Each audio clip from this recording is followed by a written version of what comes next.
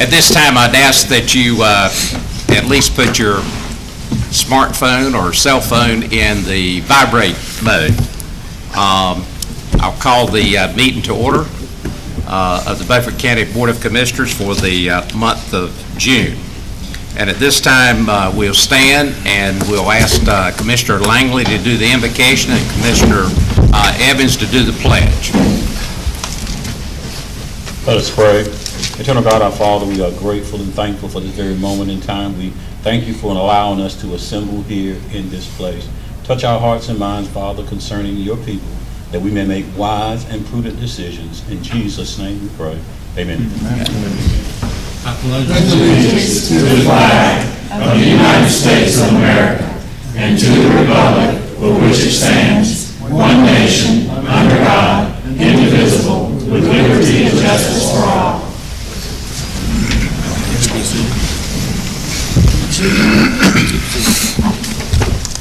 At this time, I would entertain anybody that has a conflict of interest with any item that's on the agenda tonight. Any commissioner have? Hearing none, we'll move to item number D, the agenda approval. Can I get a motion to approve the agenda? So moved. Got a motion and a second. Any discussion? Second. Okay, we've got a motion and a second, okay? All those in favor of the agenda, raise your right hand. Okay. At this time, we'll move into items for presentation, and Lisa Woolard. Lisa, you're first.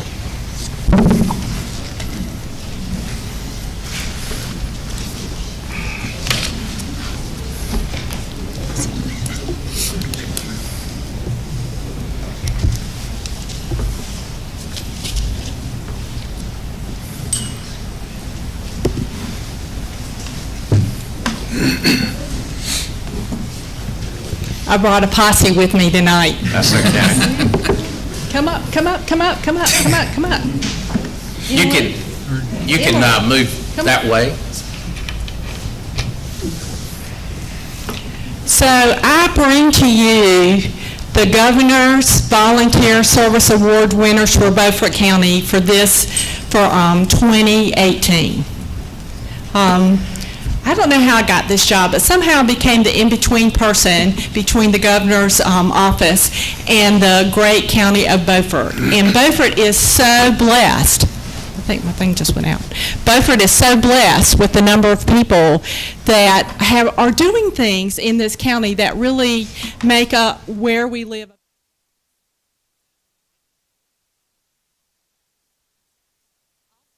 Of those winners. So I'm going to introduce the winners and their sponsors, and then, Frankie, if you can come around, if you can present the certificates and the pins to them.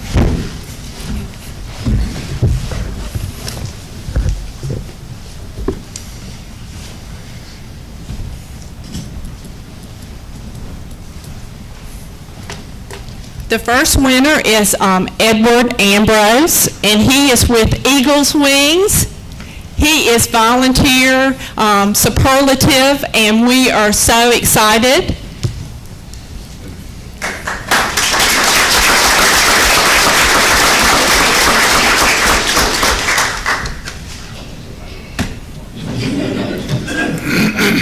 And he really brought his posse with him. You can see all these shirts that have the Eagle's Wings on them. Next is Bill and Jane Linhart, and they are with the town of Bath.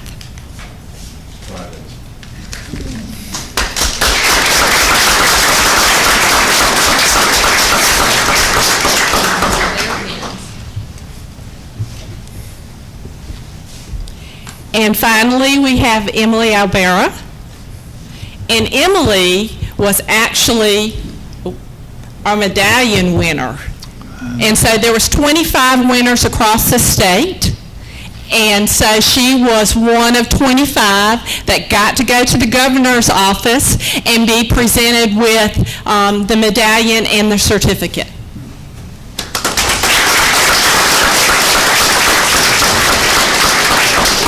Emily is fighting the fight against Alzheimer's disease for our county.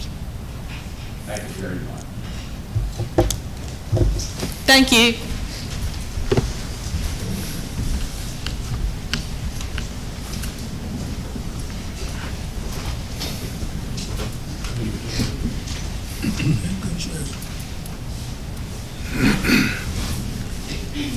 We salute each one of the winners of the volunteer awards. Item number 2 is the Health Department 2017 State of the County's Health, Janelle Lewis.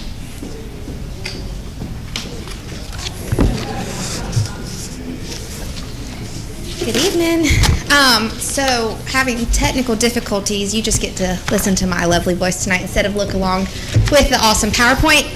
But I also did this last year, and so what I'll try to do is kind of point out where we've improved, straight from community health assessment to each year when we do the SOCH. We always report in our SOCH about our top leading causes of death, which our top 3 are still cancer, diseases of the heart, and then we have our respiratory diseases, followed by unintentional injuries and also diabetes. The community health assessment, which was last done in 2014, and if you aren't aware, we're currently doing the 2018 now. If you haven't done your survey, please complete it by June 30th so that your voice is heard. But the CHA identified 4 priority issues which kind of guide the health department in our programs and our actions and everything that we do. And that's chronic disease, which includes diabetes and heart disease. Then you have weight management, nutrition, and obesity. And then we have cancer, and followed by access to care. And the important part about access to care is it is all-inclusive and includes mental health as well. So for the first issue, chronic disease, heart disease and diabetes, Beaufort County Health Department, this year, some of the programs we've done is our diabetes prevention program, which focuses on those at risk for type 2 diabetes, which, in all honesty, there's a short survey that I would bet a lot of money on that 75% of us are at risk, even if it's BMI. I don't know about you, but my BMI's got to come down some. But BMI, if you've had gestational diabetes, if you have family history of it, all those things put us at risk. And so the cool thing about diabetes prevention program is it's trying to prevent it from ever getting to the stage of being diagnosed with type 2. And we actually had 2 completed classes in 2017, and those classes consist of about 15 people each. And then diabetes self-management is for those that have type 2 diabetes. So with type 2 diabetes, it's a management of, you can't make it go away. And diabetes self-management really helps tailor to individual cases, I would say, with diabetes and helping them best manage it. For some, it may be dealing with their eating habits. For some, it may be increasing their physical activity. For some, it could be better managing their medications they're on. But the goal is for them to lose weight because we know that with diabetes, it's better and easier to manage when you lose that weight, as well as hopefully delay some of the onsets that diabetes has with it. The other priority issue is our weight management, nutrition, and obesity. So we did have our medical nutrition therapy, which is another individualized program that really works with individuals to see what their day-to-day life activities are and how that can incorporate healthier eating habits to better manage their lifestyles. In general, we had about 9 social media and 3 print advertisements and articles ran specifically toward nutrition, but it's a part about everything that we do. If we go out to talk about cancer, a risk factor is the nutrition. If we go out to talk about Alzheimer's, nutrition. Nutrition really encompasses everything that we do. So even though it says 9, I would say it's about in every little thing that we do. Health education department took part in about, I'd say about 20 health fairs, and at each of those, we're always promoting the physical activity, nutrition, hopefully decreasing some of the risk factors such as obesity because it's a high risk factor for so many diseases. And then we also held our Family Fitness 5K, which was September 23rd, 2017. We had about 150 runners that came out. It was a glow run, so individuals really enjoyed that. But we tried to bring out families to and promote increase in physical activity, and we know that the best way to do that is passing down generation to generation the importance of physical activity and moving. Priority issue number 3 was cancer. We did several cancer topics such as colon, skin, and breast. We do a lot of our cancer efforts with the Cancer Center in Beaufort. any of their events they have where they're promoting what we can provide as well. The health department has the BCEP program, which is breast and cervical cancer prevention, which is a nice resource for those that might not have some of the same resources or capabilities that others do. So we have a really good partnership with VITA in making sure that we can get as many people covered as we can to make sure that they're getting the screenings, the mammograms, follow-ups as well. And then we also did an infographic, which is a very easy way to read, I guess I'm going to say easy way to read some of the big numbers that you see put out there all so much. The community really responds positively to them because I guess like kids, we love pictures, and it helps make the facts a little bit easier to understand. Priority issue number 4 was access to care. October 6, 2017, Beaufort County Health Department implemented our Healthy Living Clinic. And some of the following services, comprehensive exams, disease management, sick visits, CDL, physicals, and employee wellness were added for our Healthy Living Clinic. So the SOCH also likes to focus on new and emerging issues that happened in 2017. EWIC, so our WIC department, we moved from paper to electronic benefit system, and we were actually, Beaufort County was a part of the pilot group, and one of the very few. VITA and Beaufort, and they're still in the work of it, but hospital expansion, the new emergency department is a big and new emerging issue, and then changing the lead law. So there was a certain level prior to, if a kid had a certain level reading, that they would be tested and more follow-up, and because of that lead level changing to a lower level, we're going to see quite an influx of kids that are going to need follow investigation or remediation following the lead exposure. So then we always follow up the SOCH with our 2017 review. So everything that's been going on. And our big one, obviously, is our 411 Health Fair. 2017, we had 200. And just to give you a ballpark, we had about 50 more people attend this year's to 250.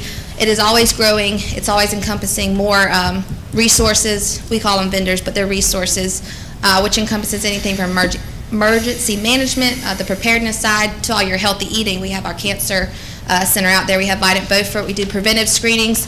From our 411, just that day, I think we were able to enroll 15 people into DPP, and about 3 people were notified of a high A1C, which they were then referred to our DSME program. Our 5K glow run, I already hit on that, so I won't hit much more on it.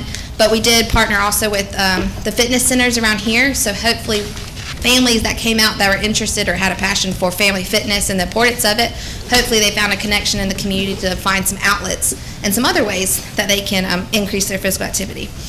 We also have our walking trail at the health department, which we encourage and try to get families and anybody to come out there. It's open from dusk to dawn, and it's a 0.5 track, nice little figure 8. September 21st, we also held our opioid forum. As y'all know, it's on the rise. It's a huge issue. Most of y'all were there.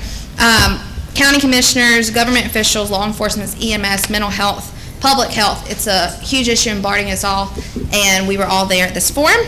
And the opioid addiction, oversell, and overdoses were a lot of the issues that were discussed, and there's several task force now that are working on it to hopefully combat some of these issues. The identified needs and resources were identified, were actually passed along to the BC 360 Behavioral Task Force, and that's who's working on it currently. We also have a program called Faithful Families, and we had one church that completed that this year, Harvest Church. It's a 9-week session. Again, we talked about obesity and healthy eating habits being a huge asset in the community in regards to if we could really increase those, that we might see a decrease in diabetes, we might see a decrease in obesity rates. And Faithful Families is a program that incorporates healthy lessons, but we also get to cook with the families or the individuals in attendance. So they're not only getting information, they're getting hands-on and hopefully going home and cooking those foods and eating them as well. Another big thing that came this year was the smoke-free public housing. So all public house agencies must be smoke-free, and they're by this July 20th, 2018. So myself, and we actually partnered with tobacco, our regional tobacco in Pitt, and we came out to the hood, all the different sites, and we gave them the information of why it's important to go smoke-free. A lot of them learned not just about the first and second-hand smoke, but third-hand smoke, how the residue that's left in the walls and the people after them and their family members, that maybe they can't smell it, but their kids, their grandkids, their visitors, their friends, everyone's affected by it, whether they know it or not. So it's a huge positive thing that HUD's going smoke-free. And then we didn't want to just say, hey, it's going smoke-free, good luck with that. So we also promoted our tobacco cessation classes, hoping that we could provide a resource for them to hopefully encourage them to at least cut back or quit. The last few things were accreditation, which is a huge thing. May 19th, 2017, the Health Department received their accreditation from the local North Carolina Health Department Accreditation Board. And by receiving accreditation, what that does is assure residents of Beaufort County that the programs that they're receiving, the services that are offered, they meet a high level of standard public health services. So they can rest assured they're in good hands. And then the last is Beaufort County 360. So the BC 360 received the status as a nonprofit. And then the BC 360, if you haven't heard, has several task force, and those focus on behavioral health, healthy eating, active living, homelessness, and literacy. And so those four tie almost directly into our four CHA focus areas as well. So they're always tied, they're always working off one another, because we never want to create another aspect that has nothing to do with what is a need in Beaufort County. And then the BC 360, one of their, I would say, memorable things this past year was they contributed to the support and establishment of the Open Door Community Center, and that was in a response to homelessness. And then the HEAL created and distributed a county resource guide map, which had physical activity outlets and locations of healthy eating resources. Are there any questions Does anyone have any questions for? or comments? You did a great job. Thanks. Thank you, Janelle. The next item on the agenda is the public hearing on the budget. Need a motion to go into the public hearing. So moved. Got a motion? Second. And a second. All those in favor, raise your right hand. Okay, Brian, you want to Yes, sir. have your comments? Thank you, Mr. Chairman, members of the board. This is a hearing to receive comments from the public regarding the proposed fiscal year 18-19 proposed budget. This is the budget that will sustain county operations for the next fiscal year. North Carolina General Statute 159-12B requires that before adopting a budget ordinance, the board shall hold a public hearing at which times persons who wish to be heard on the budget may appear. As you'll recall, that the manager's recommended budget was presented on May 14th of this year. Budget workshops were held by the board the following next 2 weeks, and changes were made to the manager's submitted budget. On page 29, you have a summary of those changes. You have a revised manager's budget, which lists the changes that were made by the board during those work sessions. On page 31 of your agenda, you have the budget ordinance that has been put together by the finance office that lays out those changes that you've proposed and lists that budget ordinance for the next year. The budget is balanced, and it was produced in accordance with the guidelines and requirements of the Local Budget and Fiscal Control Act, and should be adopted by July 1. If there are any questions, we'll be glad to answer those, but this is the public hearing time for you to receive comments from the public on that proposed budget. Okay, at this time, we'll go into the public comment part. You're limited to 3 minutes, and we don't have a list, so I would say just stand up and first one go, and then the second one that way. And we'll go up to 30 minutes. So if somebody only speaks for a minute, it'll give some extra time. So who would like to be first?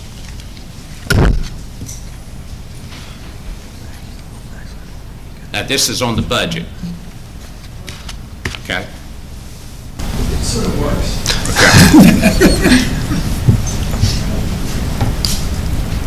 My name's Marty Paramore. I'm the clerk of court. I appeared before y'all some time ago and talked about the condition of the courthouse. And I'm here tonight to just simply say thank you. Thank you very much, gentlemen. Thank you. Next.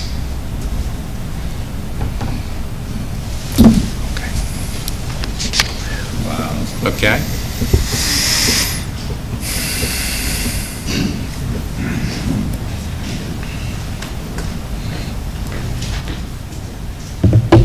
Good evening. My name is Tandy Dunn.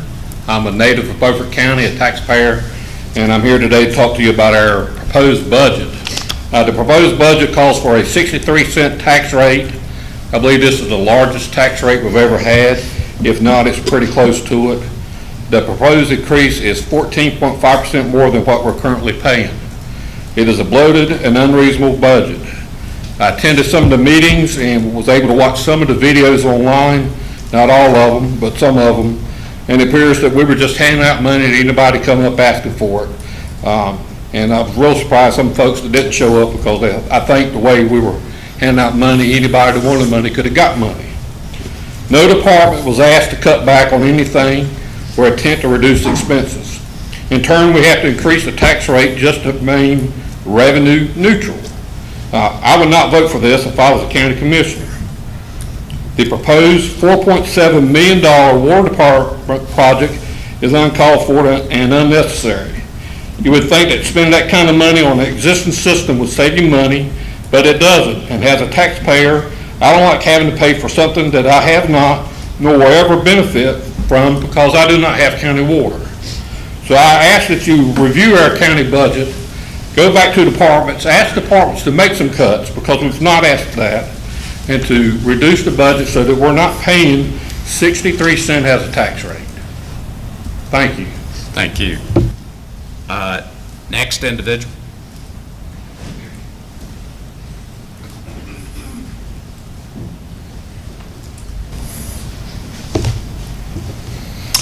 Good evening, honorables. How are you? My name is Stan Deathridge. Greetings. Greetings to Beaufort County citizens. Tonight, I come to you to discuss what you do each year.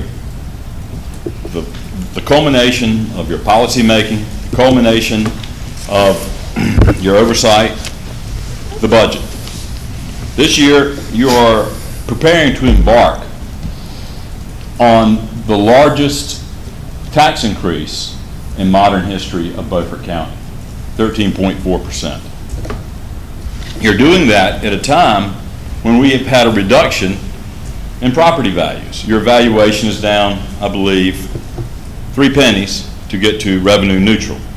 If you do the math with the property values being decreased over the last 8 years, and then you take inflation, be that it may, that it has been limited 2%, sometimes less, but compound that inflation, you see that people's ability to pay in regards to the property tax valuation is down 30%. Yet, I repeat, you are raising the property taxes 13.4%.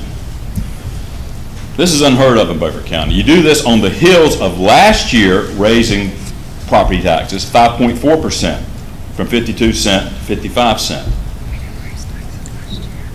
Why? Why are you doing it? I'll tell you why you're doing it. You're spending out of control. You're spending almost $5 million more this year than you spent last year. Last year, you spent millions more than you did the previous year. At the rate you're going to continue and continue until the state will come in and stop you. And I hope that doesn't happen, but it could. Now, there's 7 of you up there. I'm gonna break off Jerry and Ed. I served with Jerry and Ed for a lot of years. Remember that, guys? I served as a county commissioner for 18 years. I've never voted for a tax increase, not once. I voted to cut spending. Took a lot of pains and jabs for that, but I did consider everything, and I considered that cutting spending was a wiser measure than increasing spending. Now, I break off Ed and Jerry because Ed and Jerry are both liberals. They're constituents of liberals. They expect them to vote liberal. For Jerry and Ed, there's a certain honesty there. And I can appreciate that. I really can. But the rest of you are 5 so-called Republicans, except for that guy, Hill Richardson. He's a real Republican. He's a conservative Republican. He's always been one. He believes in oversight, he believes in policy, and he manages and watches both. You other 4 Republicans, nominal as you may be, will not stop spending. You've spent money on things that we don't need. You've overspent on things that we do need. And what do we have to show for it? We have an increase of 13.4%. Is that my 3 minutes up? 3 minutes. Good. Well, I might have to revisit this if we got some more time in the 30 minutes. Thank you very much. Next.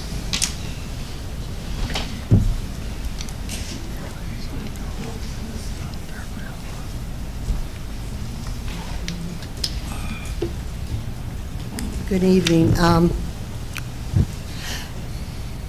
I really hadn't planned on speaking, but my name is Dot Moat. I've attended a lot of your meetings. Actually, I attend most of your meetings.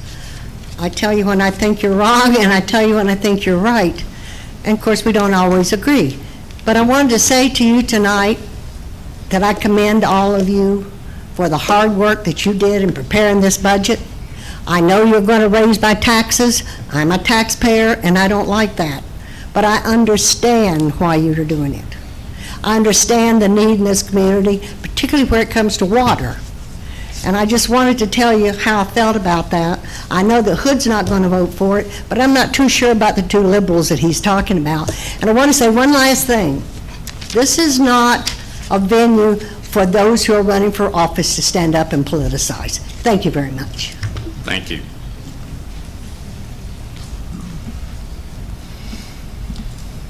Next.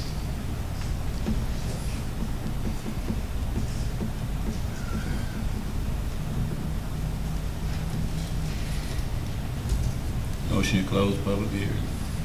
Got a motion to close the public hearing? Is there a second? Second. All those in favor, raise your right hand. Thank you. Okay, we're down to the quasi-judicial hearing, and this is concerning a variance to the billboard ordinance. Jamie, if you come up. Need a motion to go into the judicial hearing. So moved. Second. Motion and a second. All those in favor, raise your right hand. Okay, at this time, Katie's going to swear you in.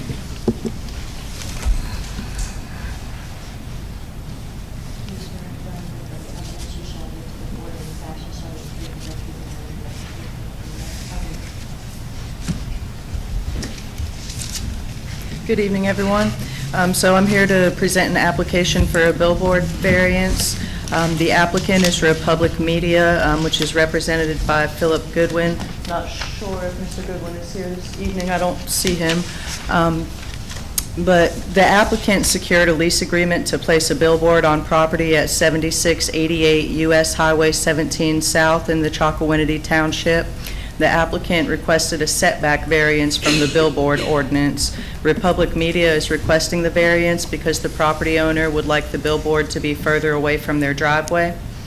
The billboard ordinance requires a 250-foot setback from side property lines, and Republic Media did get the owner of the adjacent property to sign a waiver that says they don't mind if the billboard is located closer to their property.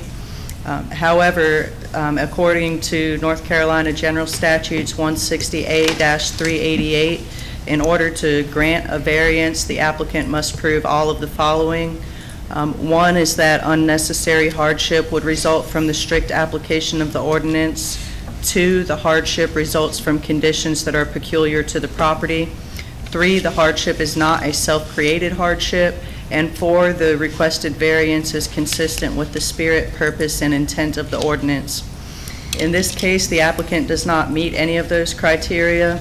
The property owner has a preference that the billboard is further away from their driveway, but there is room on the property to comply with the 250-foot setback requirement and still leave 100-foot clearance of the driveway. So the request is based on a personal preference and can't be considered a hardship. This did go before the planning board, and their recommendation is for the Board of Commissioners to deny the billboard variance application. You have some attachments there in your packet to review. And the first one being the property map that should be on page 36 of your packet. And I marked there where the 250 feet from the side property line is, and showing that there's still another 100 feet clearance before you get to that driveway. And then the lease agreement provided by Republic Media is on page 37 to 38 of your packet.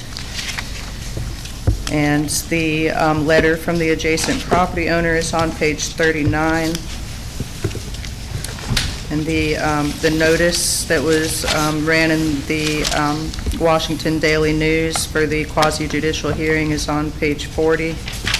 And then on page 41 to 43 is just a certification that I did mail notice of this quasi-judicial hearing to adjacent property owners. I'll be glad to answer any questions that you might have. Does anyone have any questions of Jamie? Yeah, Mr. Chairman, Yes. what was the reason the planning board denied the request? Because the applicant did not meet the 4 things that I read off from the North Carolina general statutes. Basically, if you have an ordinance, then they have to meet those 4 things in order for you to grant a variance from that ordinance. And I'll read those again for you, but this is North Carolina General Statutes 160A-388. And it says, to grant a variance from an adopted ordinance, they must prove all of the following. 1, unnecessary hardship would result from the strict application of the ordinance. 2, the hardship results from conditions that are peculiar to the property. 3, the hardship is not a self-created hardship. 4, the requested variance is consistent with the spirit, purpose, and intent of the ordinance. And the planning board felt that they did not meet any of those requirements. Any other question? Just step over just for a second. We didn't have anybody sign up. Is there anyone in the audience that would like to address? Okay, we either need to deny or approve. So I'll entertain a motion to do either one. But we do need to take action. Well, Mr. Chairman, Yes. in order to be consistent, I was at that particular planning board meeting, so I saw what was presented, the maps and the whole discussion. The applicant has to meet all of those 4 requirements. That's why we're quasi-judicial. The appeal from here is to Superior Court. So if they don't meet all of the requirements, we can't approve the permit. So I move that we not approve the variance that's requested. Okay. Second. Got a motion and a second to deny. Discussion. If not, we'll entertain a vote. All those in favor of denying, raise your right hand. Okay. Thank you very much. Now we need a motion to come out of the hearing. Got a motion to come out of the hearing? Second? Second. Got a second? All those in favor of the motion, raise your right hand. Okay, motion carries. All right, now we're down to the public comments. And before we have the public comments, there's been questions asked of me and some of the other commissioners as it relates to things that go on during the public comments. I'm not going to read you what was approved by the board in previous years, but I will highlight some of the comments that I've been getting questions on. The comment period will be limited to a maximum of 30 minutes. We ask that you indicate your name and the topic. You're limited to 3 minutes. And then speakers will address all comments to the board as a whole and not to one commissioner. Discussions between speakers and members of the audience will not be allowed. Speakers shall not discuss any of the following: concern the candidacy of any person seeking public office. And I think that answers most of the questions that, well, here's the last one. No, I'm sorry, that's it. Okay? At this time, we'll start, and the only one I had, or you got, Marty. Pardon? The only one I had was Mr. Paramore. Okay, Marty, He's done. He's done. would you like to, Well, let me say this right here, because I don't think I made it clear.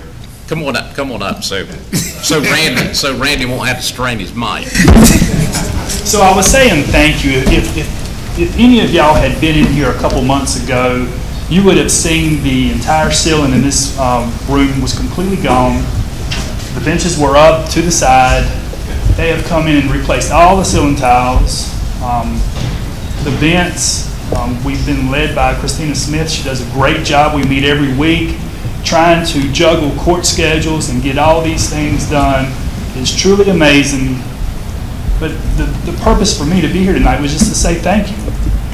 And that's what I wanted to do. There's still more work that needs to be done. There always will be, but this is a great start. So once again, I just wanted to be clear, I'm here to say thank you. We've come a long ways here in the courthouse. Thank you. Next. Okay. We'll move right into our items for consent. Is there any of these items that you want to move to the regular agenda to further discuss? Katie, did you have one more for comment? I'm sorry? Did you have one more for comment? Really? You got called? You wanted to talk on the budget. Okay, all right. Go ahead. Okay. Items for consent. Can I get a motion to approve? Okay, got a motion to approve the items for consent. Second? Second. Second. All those in favor, raise your right hand. Those opposed? All right. We're down to item number J, items for discussion. The first one is notify designated parties when prisoners are admitted to the hospital update. Commissioner Richards.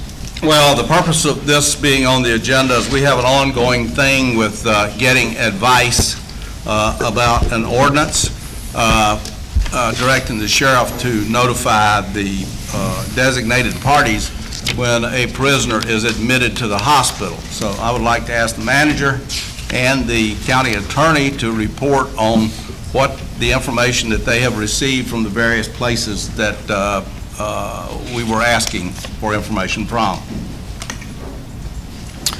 From our previous discussion at the last meeting, I haven't received any additional information from the Association of County Commissioners. No. So there's nothing to report on this. Anything from the Department of Justice? Well, then we have enough information. If we have all of the information that we're going to get, we have enough information to produce the ordinance. So there will be some consideration given to that to come up at the next meeting. Any other comment on that? All right. We're down to item number 2, the water meter upgrade. Commissioner Richards. Oh, the water meter upgrade, I would like to, I didn't realize that was going to be on the agenda for approval. It's on the agenda later for approval, and I'd like to save my comments until it becomes an item. Okay. Item number 3, revaluation, high valuations. Commissioner Richards. Well, revaluation, one of the things that has come out of revaluation, while most people, we're having very few people show up to make complaints based on the revaluation. And the reason is because the property values have gone down so much. Everyone seems to be happy. Their property is going to be taxed apparently less than it was the last time. There are a few that have gone up. But what the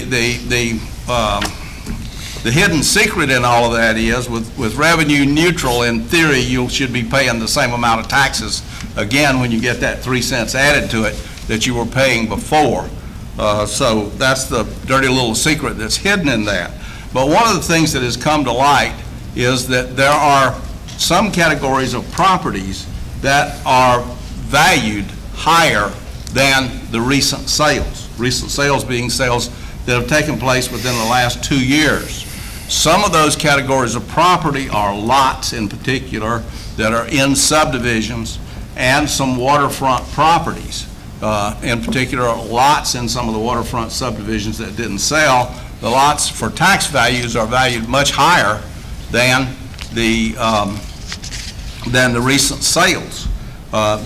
Charlotte, North Carolina had this problem 7 or 8 years ago when they had categories and areas that had been valued too high. And there was lawsuits, and Charlotte and Mecklenburg County had to go back and make adjustments and corrections to this. What I'm proposing to do, this is a discussion item right now, but what I'm proposing is that the commissioners engage a mass valuation firm, and that's what we use to do these valuations, firm to examine these particular categories and to make whatever adjustments that are appropriate, to recommend these adjustments to the commissioners so we can take a look at them. It's ridiculous when a lot can only sells for $20,000, can only be sold for $20,000 in the last 2 years, but it has a $40,000 or $50,000 valuation. That is off the scope. So what I'm asking commissioners to do is to consider hiring another revaluation firm. Not there's anything wrong with this firm. They've worked for us for years, but we need a third-party assessment as to what the real value for tax purposes of some of these categories of property should be. Are you making a motion?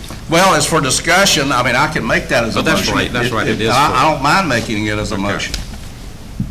All right, Mr. Chairman, yes. I don't know if I should address this to you or to the county manager. Doesn't the revaluation board have the authority when somebody comes in with data to make a determination if the price is too low or too high? They do. The Board of Equalization and Review, which is what y'all have been you're currently sitting is that. I don't think you've been dismissed yet. You do have the way it works, the process, of course, is you go through the reevaluation process in a reval year. You have informal appeals with the revaluation staff, and then it comes to you as the Board of Equalization and Review. If people are not satisfied with that, then they can go to the Property Tax Commission. If they're not satisfied with the Property Tax Commission, they can go forward up through the court system. But that's generally the practice. The extra piece in there is the informal appeals with the revaluation firm in a reval year. Outside of a revaluation year, they would come to you, the Board of Commissioners, who sits as the Board of Equalization and Review, to hear that information and then make adjustments based on that if you feel it's appropriate. So that they could come to this board then? They would come to you as sitting as the Board of Equalization and Review. So that's a separate board that has the authority. I'm hearing you saying that's a separate board that has the authority to lower somebody. If they come in and can justify, based upon what Commissioner Richardson's saying, sales prices, valuation of property in the surrounding area, that independent board has the authority to lower those rates. They have the ability to look at those and make adjustments based on the information they're provided, and if they believe that's correct. Okay, thank you. Just to clarify what I'm presenting, there are large areas and large categories of properties in Beaufort County that have systematic errors in valuations. And what that means is, we had the last Board of Equalization Review, we had, 4 or 5 people come in from Cypress Landing. Lots there, and don't hold me to these numbers, but we're selling for $20,000 to $25,000. The tax value on those lots was like $45,000 to $60,000. Those people that took the trouble to come and complain have pointed out that there is a systematic error in the valuation of lots in Cypress Landing. There are other waterfront subdivisions all over the county that the lots are valued much higher than, for tax purposes, than what you can sell the lots for, based upon recent sales, which is what the law requires.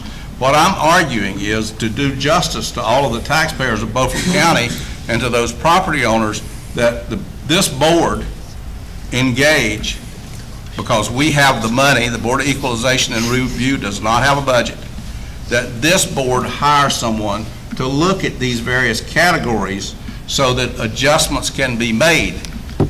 The reason that this is important is we have just completed an 8-year revaluation. If we were 4 years into the reval, then people would need to come and make their own presentation to the Board of Adjustment and see if they could get their values changed. But if we have systematic errors on a new reval, then it's the responsibility of this board to address that. And I'm saying that we should address that in the interest of the taxpayers. One of the things that could happen from this that is good for the county, it's good for the taxpayers to have a fair valuation of their property, but if these valuations drop, there may be more lot sales, there may be more development on these lots. by not holding them to artificially high levels. Mr. Chairman, Yes, Commissioner. I have to agree with Commissioner Richardson on the property values of some of these lots.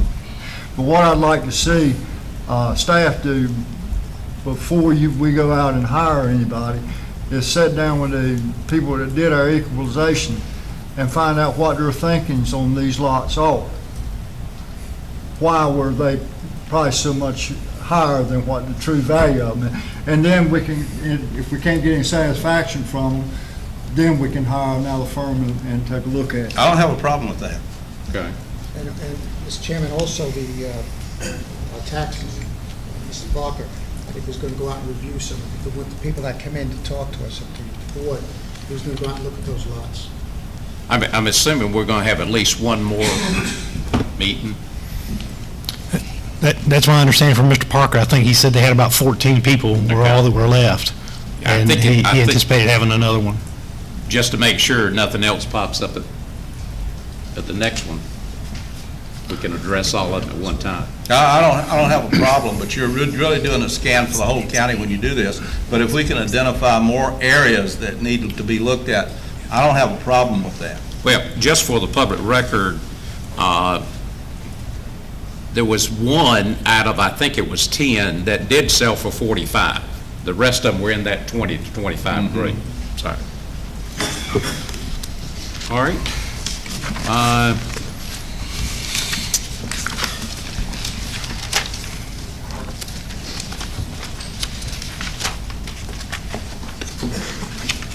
We'll move into items for discussion. The first one is the operating memorandum of understanding for consolidation of county water districts. Brian? I'm sorry. They both start with a D. One's discussion, this is decision, so. Yes. Thank you, Mr. Chairman, members of the board. On page 124 of your agenda package, this is the item relating to the MOU for consolidation of the county water districts. As you'll recall, at a regular meeting on April the 9th of this board, you approved consolidating the county water districts into a single operating entity.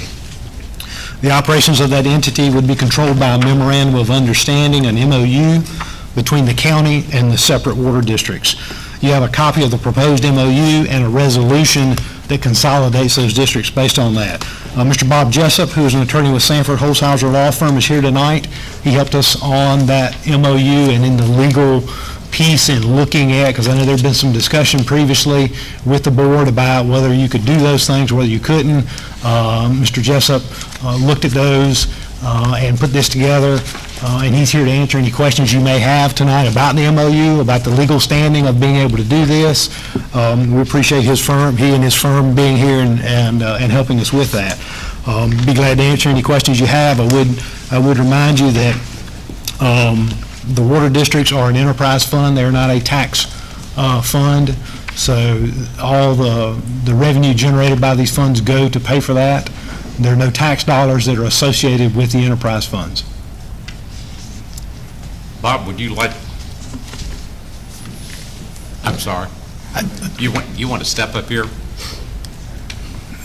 You may not have any questions, but that's fine. I'm happy to be here. Thank you, Mr. Chairman. I'm Bob Jessup from the firm Sanford Holzhauser, and I'm delighted that we had a chance to work for you on this.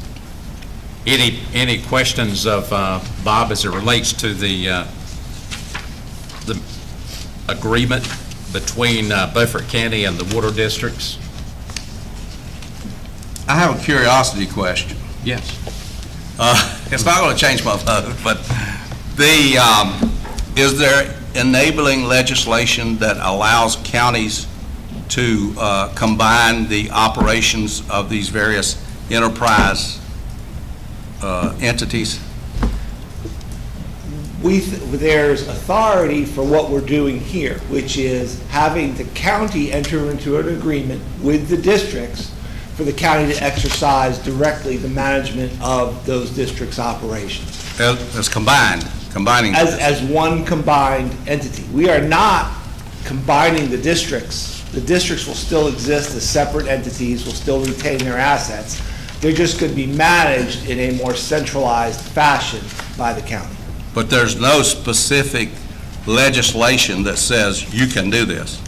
Well, there's legislation that says you can have contracts between the entity, that says the county can enter into an agreement with another unit of local government to carry out any function that that unit of local government can carry out. Under that interlocal agreement statute, it does not specify in there every type of undertaking that the local government might do, but this is where it says that. Mr. Chairman, but there's nothing in state law that says we can't do this. Well, right, but it's also true that when you're a local government, you need to find something that says you can, and this is the statute that says you can enter into contracts for the county to carry out anything that the district could do, and that's what this contract is. Thank you. Any other? I think it would be good, just so that we get it into the public record, if either Brian or Anita would address some of the comments from the Local Government Commission as it relates to some of the previous audits that we've received as it relates to the water district, say questions that has come up. Well, first of all, I did call the Local Government Commission, both areas, both the finance and the debt section of the LGC, and spoke with both directors, and neither one of them had a problem with what we're doing here as far as the interlocal agreement for the operations. As far as your comment about previous things contained in the audit, what really brought all this about is we do have a couple of districts that are struggling financially, and when you look at our water system as a whole, it's a very healthy system financially, and so that's one of the main reasons that we do want to combine the systems, and financially anyway, as a whole. The districts will stay separate districts until the debt is paid off for the district. So that is until there's another 25 years or so. But it's an operational agreement, as Mr. Jessup explained, that allows us to manage that in a consolidated format. Anyone else have a comment or a question? If not, I'll entertain a motion to approve the operating memorandum of understanding. If I may, Mr. Chairman, I might suggest that a motion to approve the resolution that's in your packet would be the better way to do that. Okay. Stand corrected. Need a motion to approve the resolution that's in our... Motion to approve the resolution. Got a motion. Is there a second? Second. Second. Any more discussion? If not, we'll take a vote. All those in favor, raise your right hand. Those opposed? Okay. Thanks again very much. We really appreciate the chance to work for you on this. Thank you, Bob.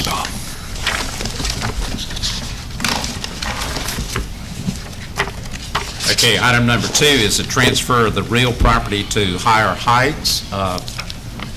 Brian, that's you. Yes, sir. Thank you, Mr. Chairman, members of the board. In March of, and just kind of go through this piece with you so that everything's clear on the record.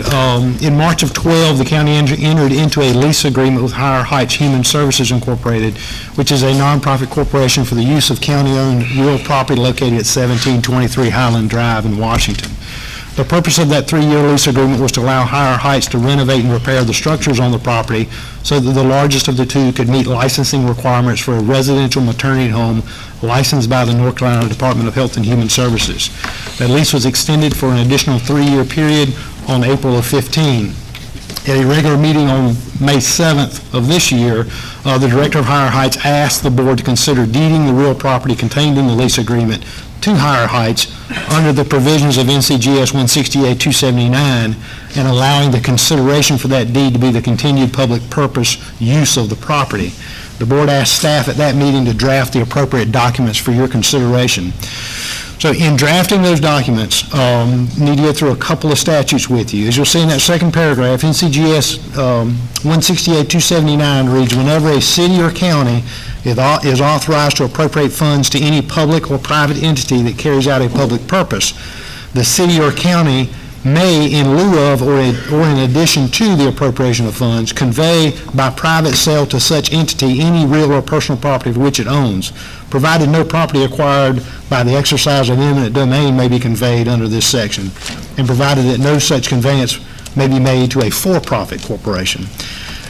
For your information, the property that we're discussing was not acquired by eminent domain, and the county currently appropriates funding to Higher Heights to support its public purpose. In the request that their consideration be the public use, it is not constitutionally required that a local government receive monetary consideration when it conveys property. Brumley v. Baxter in 1945 provided that if a party receives the property and agrees to put it to public use, that promise constitutes sufficient consideration for the conveyance.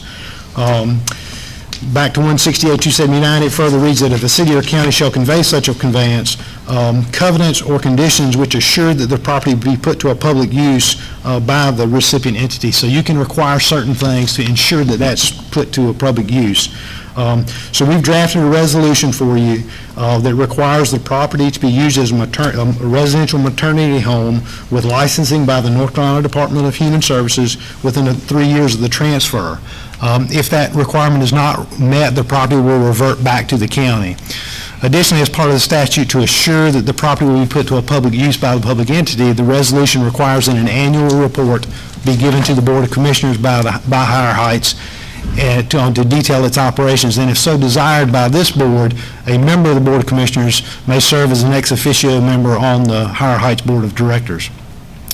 Transfer of the property is controlled by the procedures in 168-267.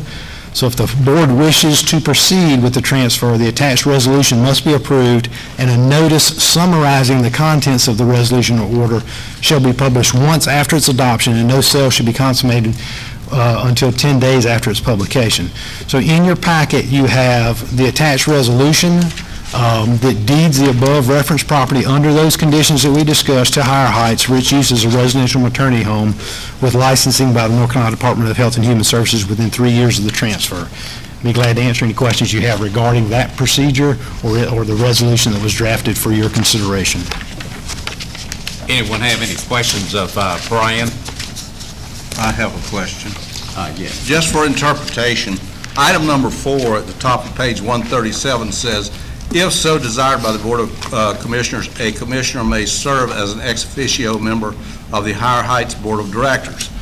Is the intent of that language that we're reserving the right, should we desire in the future to do that, or is it necessary that we just say now whether we're going to do that or not? I think the language, I put that language in there so that because you're required to ensure that property continues to be used as a public purpose. If this board so chose that a report every year was fine and you didn't want to have somebody on the board, then that was okay. But if you so desired that you wanted to have someone sit on that board so that you could see the internal operations of that organization on the board level, then this would allow you to do that if you so chose to do that. That's not something uncommon in right. And I'm going like off of the attorney shook his head one way or the other, but that if we're going to do that, we need to make that decision now. I think we should have an ex officio member on the board, or we should state that we reserve the right at some time in the future, should we so desire, that we can have an ex officio member at any time we would like. And I'm not, whichever way the board wants to move on that. Any other comment? David, do you have any? The way it's worded, it says if so desired by the Board of Commissioners, and you can put some ex officio. So he's correct, it could be either way, but the intent, as stated, is if so desired.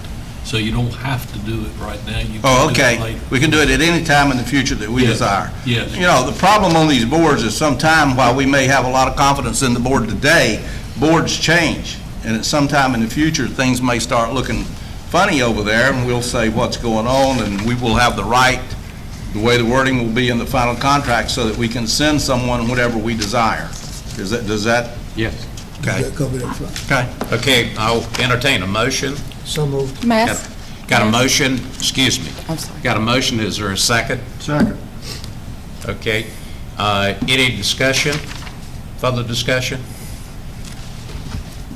Yeah, Mr. Chairman, think we should recognize the lady. Okay. Thank you, Mr. Would Richards. you need yourself? I'm and what your Loretta title Everson. I'm is? the Executive Director of Higher Heights Human Services. I appeared in front of you last month making this request. Right, okay. And I just wanted to, I've read over the information that your lawyer has provided to me, and it did say for public purpose.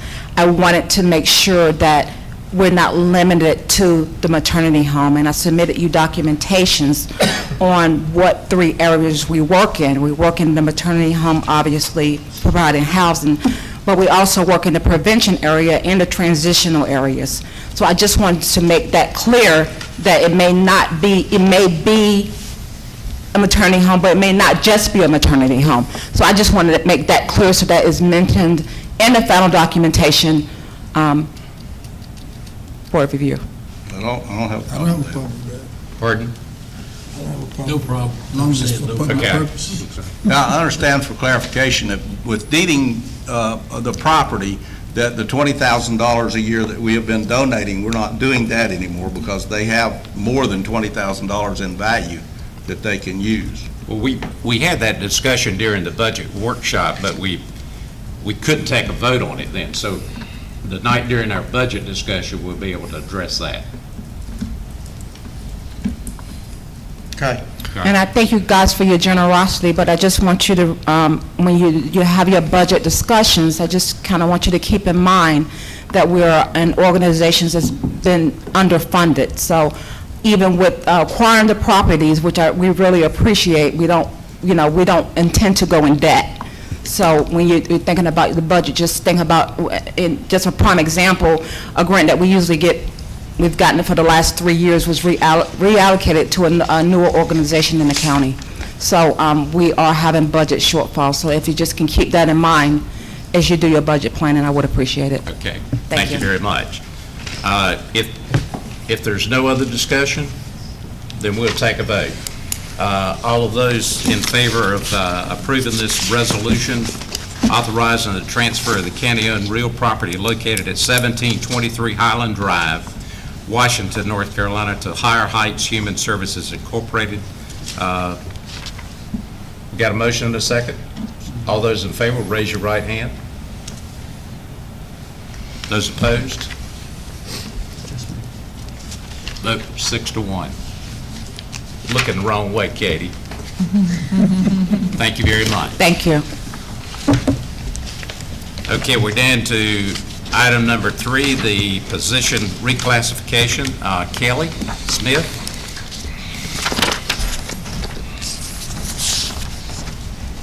Good evening, Commissioners. I come to you tonight on behalf of the Beaufort County Department of Social Services.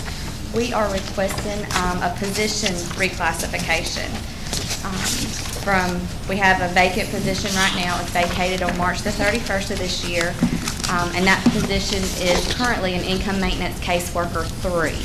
We are requesting that position be downgraded to an income maintenance caseworker 2, just to meet the changing needs of our department. We have been in consultation with the Beaufort County Human Resources Manager, as well as the Office of State Human Resources. And this classification has been approved by them. It will be a little bit of savings to the county of about $3,600, the downgrade. And like I said, due to the change in needs in that department, is why we're requesting this. This position currently handles long-term care Medicaid and special assistance Medicaid, but we really need someone to handle family and children's Medicaid and adult Medicaid, not the special assistance and the long-term care. So that is why we are requesting this downgrade. Question? Questions of Kelly? If not, thank you very much. Thank you. Need a vote? Entertain the motion. So moved. Hear a motion, is there a second? Second. Second. Any further discussion? If not, all those in favor, raise your right hand. I didn't see you, Jerry. Okay. All right. Now we're down to item number 4, elevation projects. Chris? Thank you, Mr. Chairman, Mr. Commissioners. As you know, Ms. Lisa has been working on behalf of the county and a number of our residents over the years on several mitigation properties. Tonight, we are submitting for your consideration 3 properties for elevation and/or acquisition. These properties are located between Washington Park and Mimosa Shores along the waterfront. They're actually part of a larger project that was implemented last November. They were originally a group of 6 structures. 3 of those structures already have monies allocated toward it. These are the remaining 3.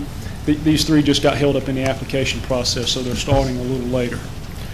The monies for these projects are all federal funding. There's no match from the county, no county tax or revenue that's required for them.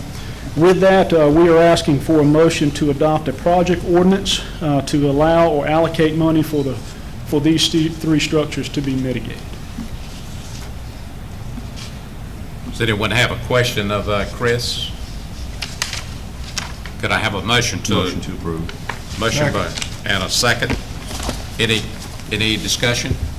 If not, all those in favor, raise your right hand.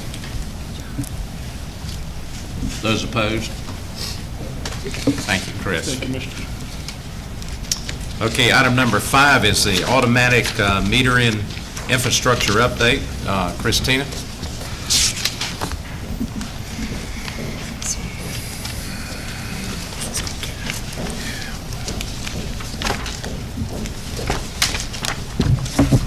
Good evening, Mr. Chairman and Commissioners.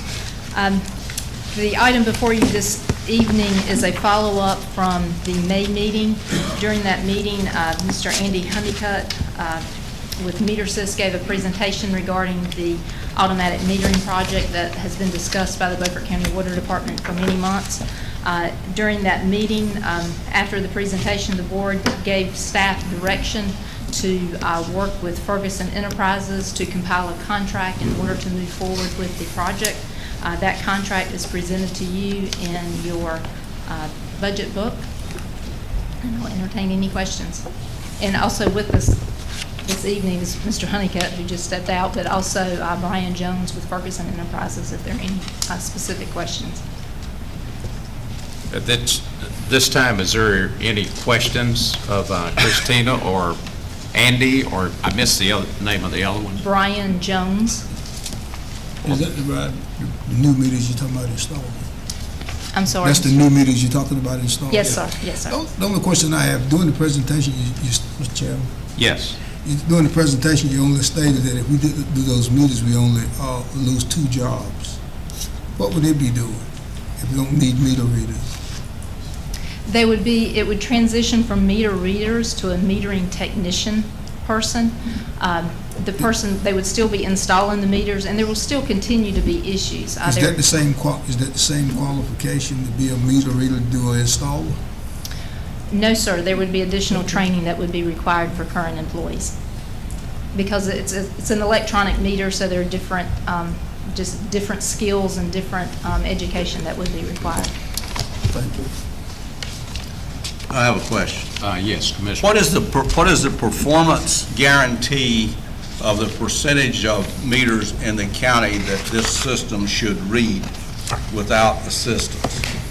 That is actually, there is a requirement that's in the contract, and I will have to flip through to find that.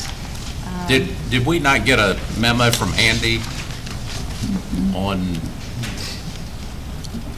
one of the water systems that had it implemented? Or am I going the wrong way, Hood? No, I think that's the right direction. But, are you talking? Andy, you want to step in? Okay. You want to step up here?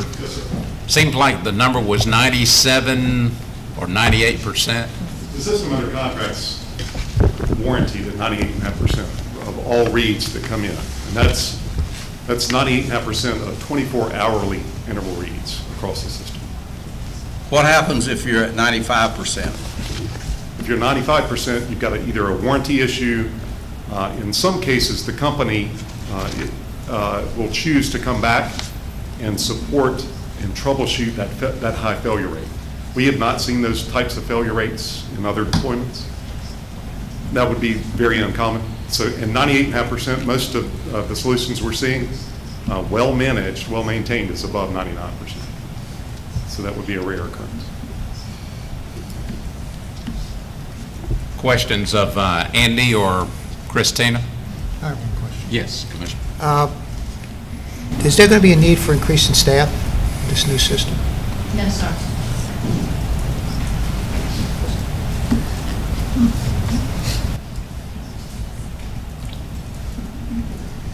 Other questions, comments? Here again, I think for the public record, two of the things that I had written down that we discussed before was the fact that it improves customer service for our 13,000 customers. And then the other biggie is on the conservation. We use less water because we find the leaks very early and can report that, and hopefully it can get fixed. We go back to, was it January, when one of the churches used like 100,000 gallons of water before they realized that they had a problem? Yes, sir. We actually spoke with, I spoke with a representative from Public Water Supply this past week. He was actually in our office, or last week, and he was very much supportive of this type of program. From his words, he has dealt with other systems, and especially when emergency situations or extreme cold snaps, that systems that have these type of systems in place are able to isolate and find the leaks much faster. Therefore, they're in a much stronger position in order to keep water in the air for the customers. Any more questions? Yes, Commissioner Evans. I think we talked about it one time, the current meters are starting to reach their time where they're just not accurate, number one, and the failure rate will begin to increase, and didn't we? Yes, sir. End of life. End of service life. If there's no other questions. Let me just make one comment. There's lots of false economy in this, and if you vote on this, I've got a statement I'm going to read, but part of that false economy is, so a church used 200,000 gallons of water in 1 month. All right, at how much above did they pay for water? $2 a thousand? Yes, sir. So you're only talking about $400. You're trying to justify a $4 million expenditure on a $400 loss for somebody, and that doesn't fly. The other thing that happens in meters, the majority of the meters in Beaufort County we do not pay a premium. That is, we do not go above the minimum usage. So we don't care whether those meters are working right or not, as long as they're not mismeasuring to the point that we are losing money, that they're using a lot more water. So you're talking maybe 3, 4, or 5% efficiency. This is a false economy that you guys are talking about. Okay, I'll entertain a motion to approve the contract. Got a motion, is there a second? Second. Second. Now we'll have more discussion if anybody would like to add anything to it. I have something to say, and I'll pass this around to get it to the clerk while I read my statement. I cannot vote for any part of this project for the following reasons. Beaufort County operates our water system as an enterprise. Simply said, this is a business in which the customers pay all of the bills, just like they would pay for all of the bills to produce the automobile they drive. The water system is not subsidized by county government. No taxpayer money is put into it. In order for any company, our water system, to spend money for large projects, they have to see a way of getting that money back. Some call it a return on investment. County staff has informed each commissioner that there is no way of getting this money back except for their purported savings of $200,000 per year. That will take 24 years just to get even on cash. Investments of this kind should be paid back in not more than 10 years and preferably 5 or 6 years. The amount of purported savings, the $200,000, is so small when compared to the expense of $4.7 million as to be insignificant and not measurable. If the investment, and I'm seeing a lot of typos in this thing, I thought I got them. The investment cannot be recovered, if the investment cannot be recovered by saving money, then it becomes an expense to the water users. So the users of water will pay the $4.7 million and get no economic benefit. You will pay this with increased water bills. This automation project has been poorly planned. We can save money by automating our water system, but this is not the way to do it. There are security and private issues involved that have not been adequately addressed. These meters transmit data to a radio network. We should ensure that the network is secure from unauthorized use or access. In other words, it's the same thing as the issue on smart meters. When the power company put a smart meter at your house, then it's possible to put a few pieces of hardware on that, and you can know everything that's going on about everything in the house. It's a security issue. And this system is no different than that. Further complicating this situation, there is only a single bidder, and the bidder is the same firm that was asked to give a consultative opinion. Good practice would require a third-party outsider who does not stand to benefit from the money spent to examine this project. This is another example of bad judgment, bad management, and commissioners who have no business skills. Brian? Mr. Chairman, I know Andy has a sheet in his hand, and I think he's able to respond to some of those comments if he'd like to, regarding the process, regarding the issue with piggybacking, which it's my understanding is a significant savings for us based on a project that was currently bid. So I'll let Mr. Honeycutt speak. Sure, thanks, Brian. First and foremost, we'll start with the compelling evidence. Metersys is an independent company to all the manufacturers. We've never taken a dime from any company. We work on behalf of the public entity. I served 25 years in the public entity interest. I've got an exemplary record, 25 years of high ethical and moral standards. And our company shares the same thing. We don't work for the manufacturers. We work for the county. And so our job is to understand the requirements of the county from a water use and a water metering perspective, and then shape those requirements into the best fit solution. Census happens to be, through Ferguson Distribution, the best fit for the county. And I can tell you why factually. So we go on record as a company that's never advocated in the sole source environment in the 8 procurement activities we've had in the last 2 years. Not one time have we gone through a waiver or a recommendation of bid. In this particular case, because of your geographic size and because of some of the requirements that you want, which includes remote disconnect and distribution monitoring and some of the other functions, there's only one company that can meet those standards. And those are the standards of Ferguson's manufacturing, that's Census. They have a 2-watt output. The infrastructure is half that of all of the other manufacturers because you're so big. And that means we save on OpEx costs down the road, we save on capital costs on the investment. That's first. The second, the waiver of bidding. We evaluated your cost in quantity compared to bids that just hit the street that we're procuring and awarding through competitive bid. And the company Census taking that unit price in 2018 compared to the 2016 prices that you're getting is $400,000 less than what you would do if you paid it on the market today.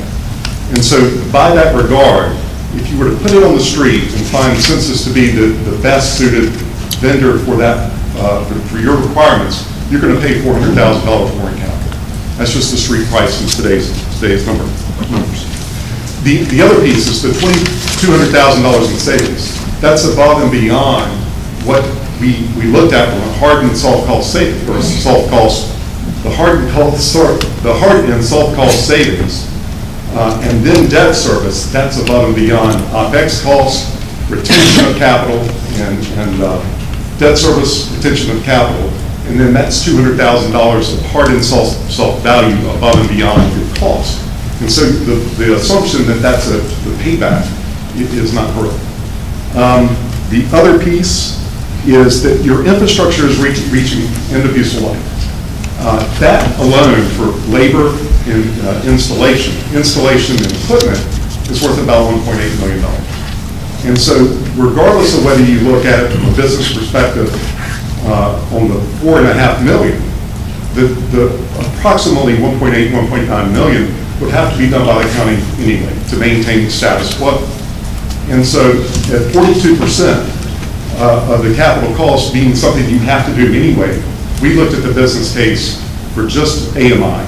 And the net difference on debt is about $20,000 a year. And so the implications to the county from a rate perspective is negligible. It's $20,000 less than what you would generate through direct efficiencies and direct savings. The only other issue that came up was cloud services. So privacy and security. These companies have gotten very smart in technology about establishing encrypted communication from the meter and the endpoint to the head-end system and then into your CIS system. And that head-end system is where all the data originates, and that's cloud protected. And so when we put data in to the system, nothing originates from the meter or from the endpoint that has customer data attached to it. There is no customer data until it gets to the head-end system, and it communicates with your utility billing system. That's where, and you're already in that environment. Your CIS, your customer information system, is currently activated in a software environment, in that same cloud environment, much like the head-end system is. And you put it in the cloud for a reason, because it's got greater protections, it's got replication, it's got disaster recovery, it's got all the things that you would want to be highly secure and highly protected to customer data. So that helps. Any other questions or comments? Chairman Waters, I'd like to also add a couple of things. Because I had not seen that before, I'll only pick up on a few things. But one comment that I definitely would like to give a little more information on is to state that this project is a poorly planned project. I think is definitely inaccurate statement. This project is something that a lot of time and energy has gone into. An RFP was actually issued back in November of 2016. The Water Committee has been involved in this process the entire time. There was a committee that reviewed the RFPs, selected Metersys to be the contractor. They then went through their different studies of our system and gave a report to the Water Committee starting in October of 2017, then continued doing that. The three commissioners that serve on the Water Committee then along with Beaufort County Water Department staff and management staff, visited the manufacturing facilities in the Raleigh and Mooresville area in order to make sure that we feel comfortable with the system. And then again, the Water Committee, another presentation was given in March of 2018, which they then voted unanimously to present to the full Board of Commissioners. So again, a lot of thought, a lot of energy, a lot of analysis has gone into this system in order to make the recommendation that I made, which I believe wholeheartedly is in the best interest of the Beaufort County Water Department, as well as all of the customers that they serve. Thank you very much. I got one more. Christine, as the gentleman just stated, that your system is on its last leg, we would call it. So we're going to do something one way or the other. We're going to either do this system or we're going to get a system somewhere shortly down the road. Is that correct? Well, meters, our existing meters are manually read meters, so meters are failing each and every day. We have service calls that come in, and so we have technicians that go out and they replace meters. What causes them to fail every day? Just the age of the meters. That's what I was saying. Yes, sir. I mean, you're going to buy them sooner or later, the cost Yes, is sir. going to go. Yes, sir, and we're continuing to grow. We're very, that's a good thing that we're continuing to have growth. So, meter readers that we currently have, we will need to add additional meter readers in the future in order to cover, to continue reading the meters each and every month. Thank you. Yeah, one of the comments of one of the previous water meter readers, when we had a contract with Tideland EMC, made the comment to me, says, don't do it piecemeal. Believe me, the whole system needs to be redone at the same time. And he has no skin in the game at this point in time. Other water systems have also made that same recommendation. Call the question. All right. All those in favor of pursuing the contract and approve it, raise your right hand. Those opposed? Thank you very much. We're down to almost 7 o'clock, so we're going to go ahead and take a 10-minute break, and we'll be right back.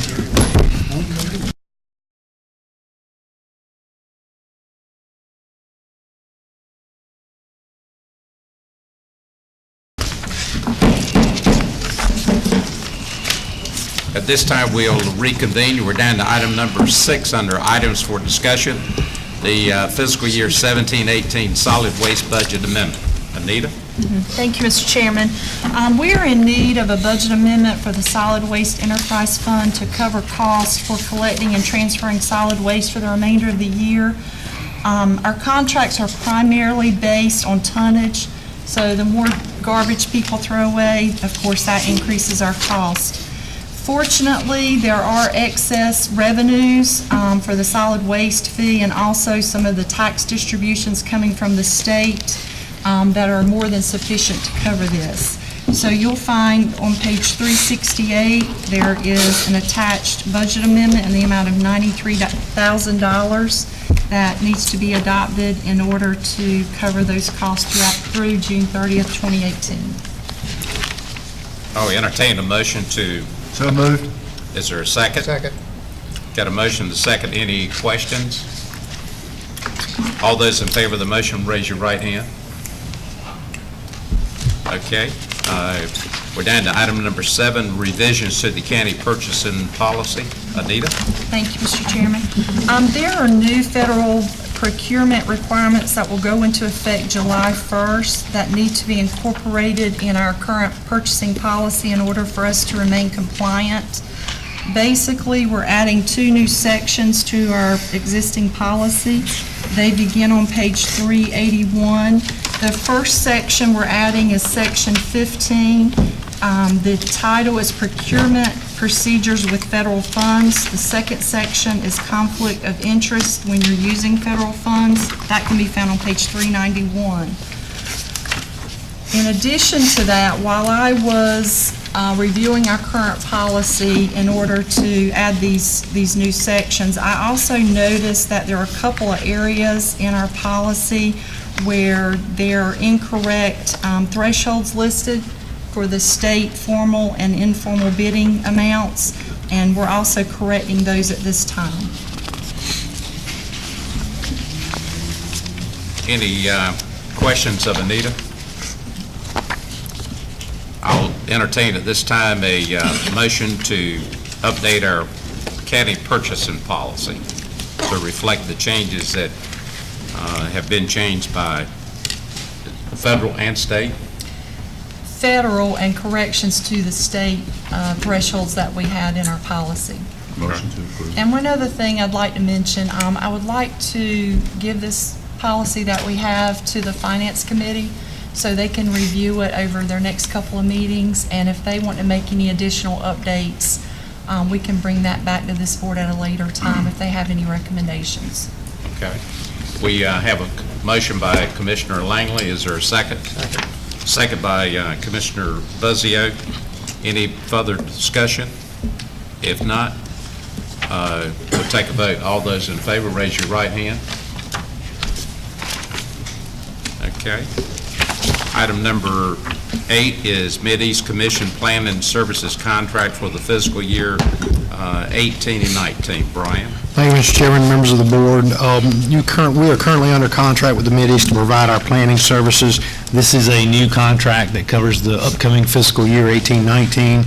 It is a not-to-exceed contract figure of $60,000, and it is billed on a time as they use the time they bill us, but it is a not-to-exceed $60,000 for the year.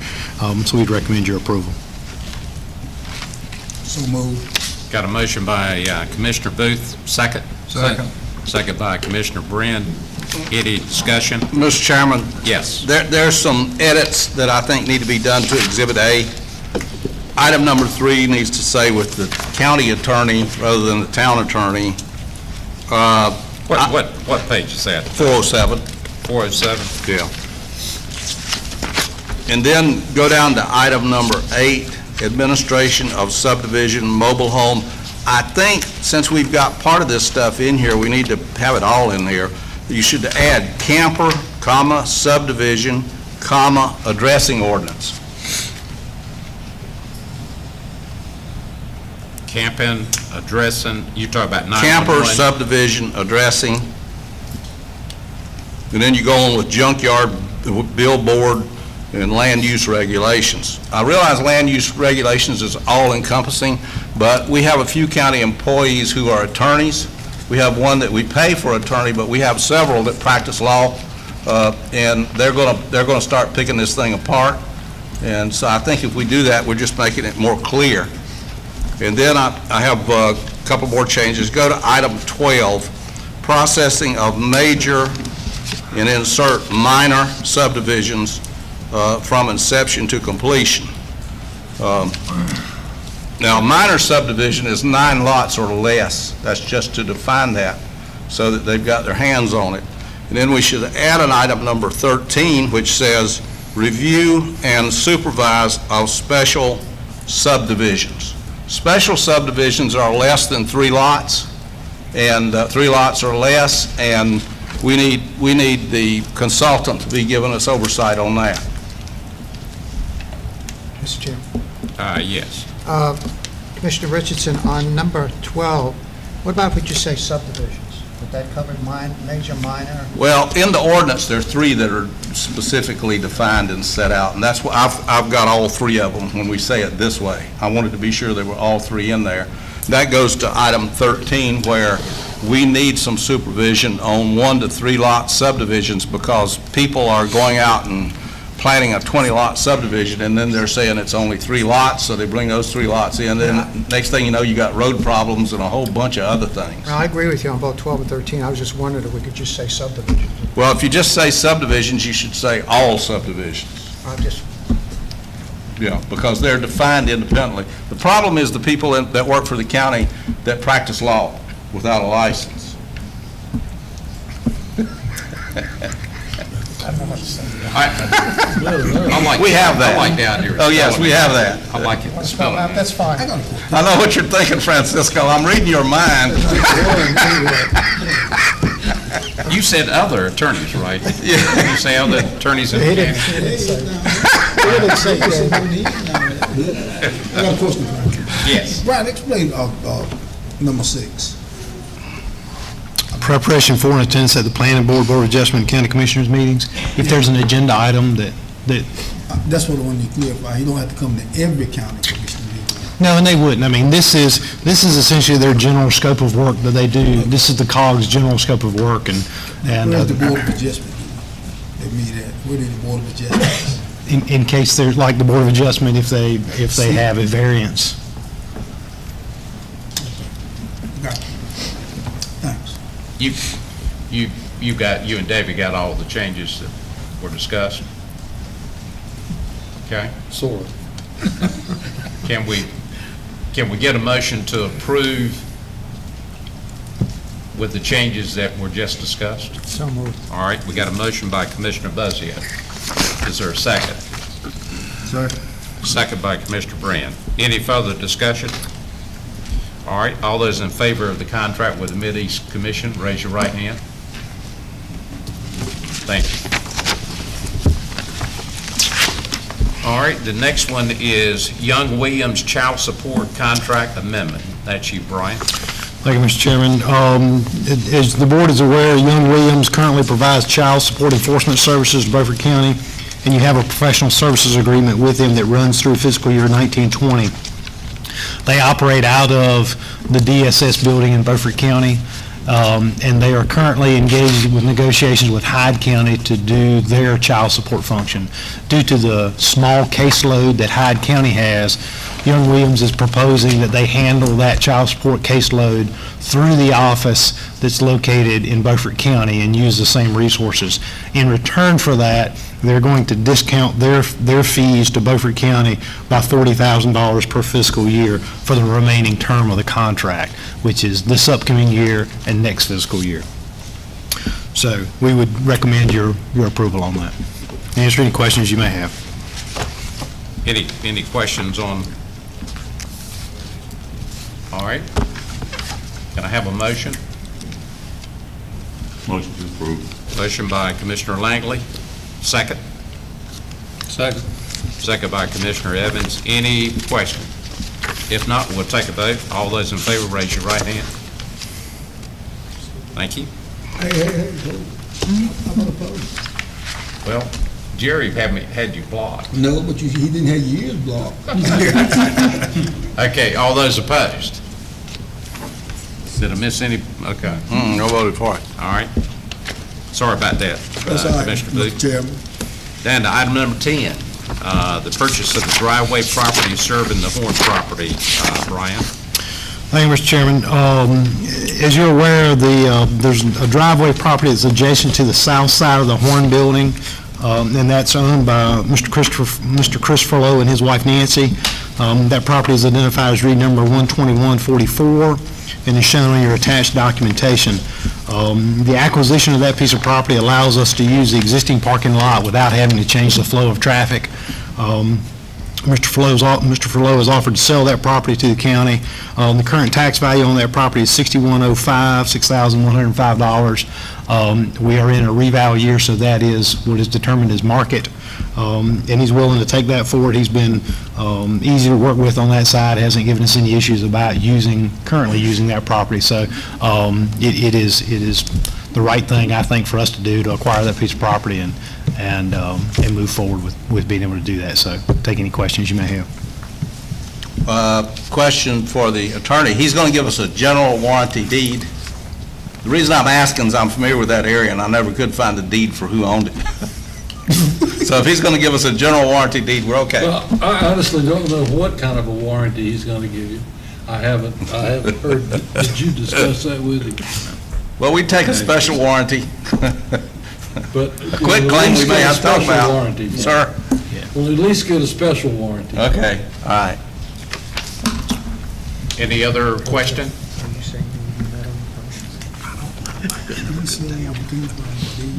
Did you have a comment? Oh, no, Okay. I'm sorry, Mr. Chair. Another one of these side bars, right? Okay. Got a motion and a second? All those in favor, raise your right hand. Those opposed? 6-1, Katie. All right, Katie, you're up on item number 11, the planning board appointee for Bath. The planning board is looking for an appointed representative from the area of Bath. We currently don't have anybody that's offered to do so, but we are currently looking for one. If any of you have a nomination or a person that might be interested in take that. Question, does the person need to live outside of the town of Bath, since they have their own planning board, and this is a county? When I asked about it and I was looking at those statutes, it says from the area of Bath. From the area of Bath? Yes, it didn't specify it had to be from the town of Bath, or I think a mailing address that says Bath would be. Well, we've had problems in the past when people have lived within municipalities and served on planning boards. Bath's a particularly hot area. When things go bad, they stay bad. So we really need somebody that lives outside the town limits of Bath. So probably Bath Township is what you're saying? Okay. When we had the planner here, I asked, and I struck out just about every time I asked. So does anyone else have,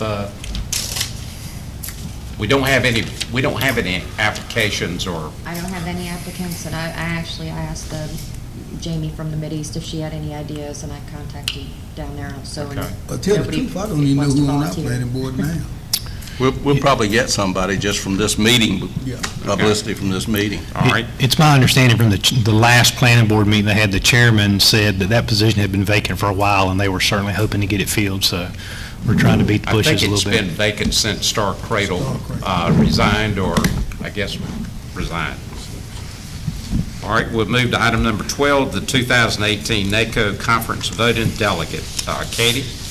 Every year when you go to your annual NACO conference, this one happens to be in Nashville, we require a voter and a person, just in case that person's not available, to be able to cast votes as the delegate for Beaufort County.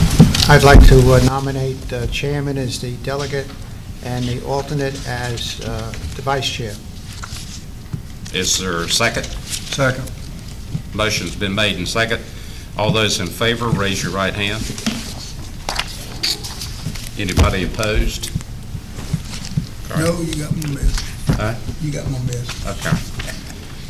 All right, we're down to item number 13, the resolution in support of Senate Bill 781. In your package on page 420, you have the comments as it relates to, I'm sorry, I got the wrong page. This was the handout that was at your place tonight. Senator Bill Cook introduced Senate Bill 781 on May the 31st, 2018, and a copy of the bill is attached. The bill, if enacted, would phase out the property tax exclusion for non-residential solar systems by the year 2021, but would retain the 80% exclusion for residential solar systems. And at this time, I'll read you the resolution. This is in support of North Carolina Senate Bill 781, phasing out the solar energy electric system property tax exclusion.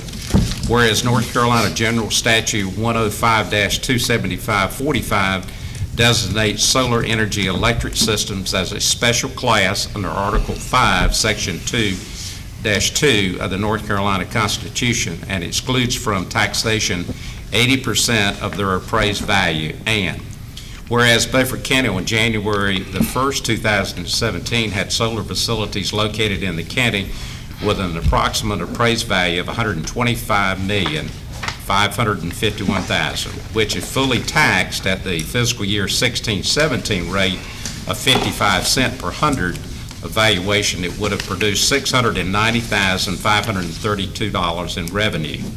And whereas due to the solar facilities designation as a special tax class by the North Carolina General Assembly, only 20% of the appraised value, or $25,110,000, is allowed to be taxed by the county, producing a revenue of $138,106, a difference of $552,426. And whereas Senator Bill Cook represents Beaufort County in the North Carolina Senate, and on May the 31st, 2018, introduced Senate Bill 781, a bill to be entitled An Act to Phase Out the Solar Energy Electric System Property Tax Exclusion and require the property tax revenue be used for schools. And this is where I want to add 3 words there, actually 4. We would insert for schools, safety, repairs, and construction. Whereas Senate Bill 781, if enacted, would phase out the property tax exclusion for non-residential solar systems by 2021, but would retain the 80% exclusion for residential solar system. Now therefore, be it resolved that the Beaufort County Board of Commissioners supports the passage of Senate Bill 781 and directs that a copy of this resolution be sent to the North Carolina Legislative Delegation and all 100 counties in North Carolina, adopted this the 4th day of June 2018. So moved. Mr. Chairman, Yes. one thing. In adding those couple words, what's quoted there is the actual title of the bill from what he submitted. So if you were to add that, that's not necessarily part of the title. Oh, okay. In the bill itself, It talks he's going to about that. specify what it's to be used for. It does, and you've got a copy of that. It talks about it being used, including measures taken to improve or harden school structures for safety purposes and associated debt service, as well as construction of, repairs, and/or renovations to school property and facilities. Okay. So are you okay with that language? I- Because that was just the title of the bill in that resolution. Right, okay. So all the tax revenue from solar panels will go to schools and safety. The idea would be, the reason he called and talked to us about it the other day, and he doesn't think, I mean, it's obviously been referred to the Rules Committee, which is where bills go to die. So he doesn't think that there's much opportunity of it getting out, but in an effort to try to gain some support with it, he said, take the funds that you would receive and put them toward schools. He was hoping that may bring some folks along. It brought me along. Right. It would require a little bit of paperwork on our part, but that's easy to do. It's just calculations. As you can see the numbers and compare it to our budget workshop numbers, it's almost enough to pay for the school resource officers, or at least to relieve the pressure on some of the other issues with the school funding. Any other discussion? We got a So motion. Do we have a second? I'll second. Okay, any other discussion? If not, we'll take a vote. All those in favor of supporting the resolution for Senate Bill 781, raise your right hand.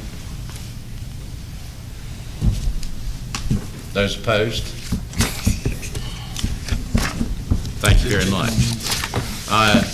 We are now to our budget discussion.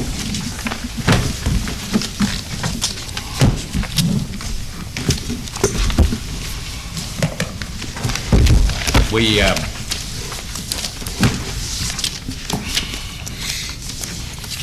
are open for a motion to approve the budget or to open up the discussion on the recommended budget. Let's talk about it. All right.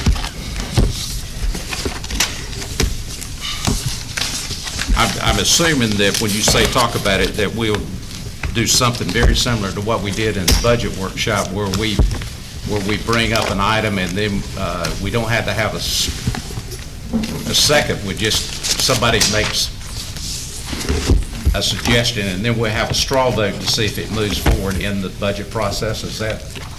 That's fine. Well, Mr. Chairman. Yes. I would suggest that we're beyond that because you've had the budget hearing. At this point, you're beyond discussion of the budget. I think things should be voted up or down because you're into the budget can be approved at any time, once that is over with. Okay. Having a discussion and a straw vote that takes us back to budget preparation. We're beyond budget preparation. Well, you want to make a motion to approve the budget or to not approve it? No, I'm just talking about the procedure. The procedure is when you put an item up, I don't think we can do a straw vote and call it, I think you need to vote it to be included in the proposed budget or not to be included in the proposed budget. To come back at next Monday night. Whenever you decide you want to approve the budget. Okay. But I don't think you can do a straw vote that can be changed because you've got a formal document that's under consideration in writing, and it needs to be solidified. All right. We'll do it by a motion and second and a formal vote on each item. Is that? Yeah, that's what I'm going at. Yeah, on each item that you want to change. All right. Who wants to start first? I'll start first. All right.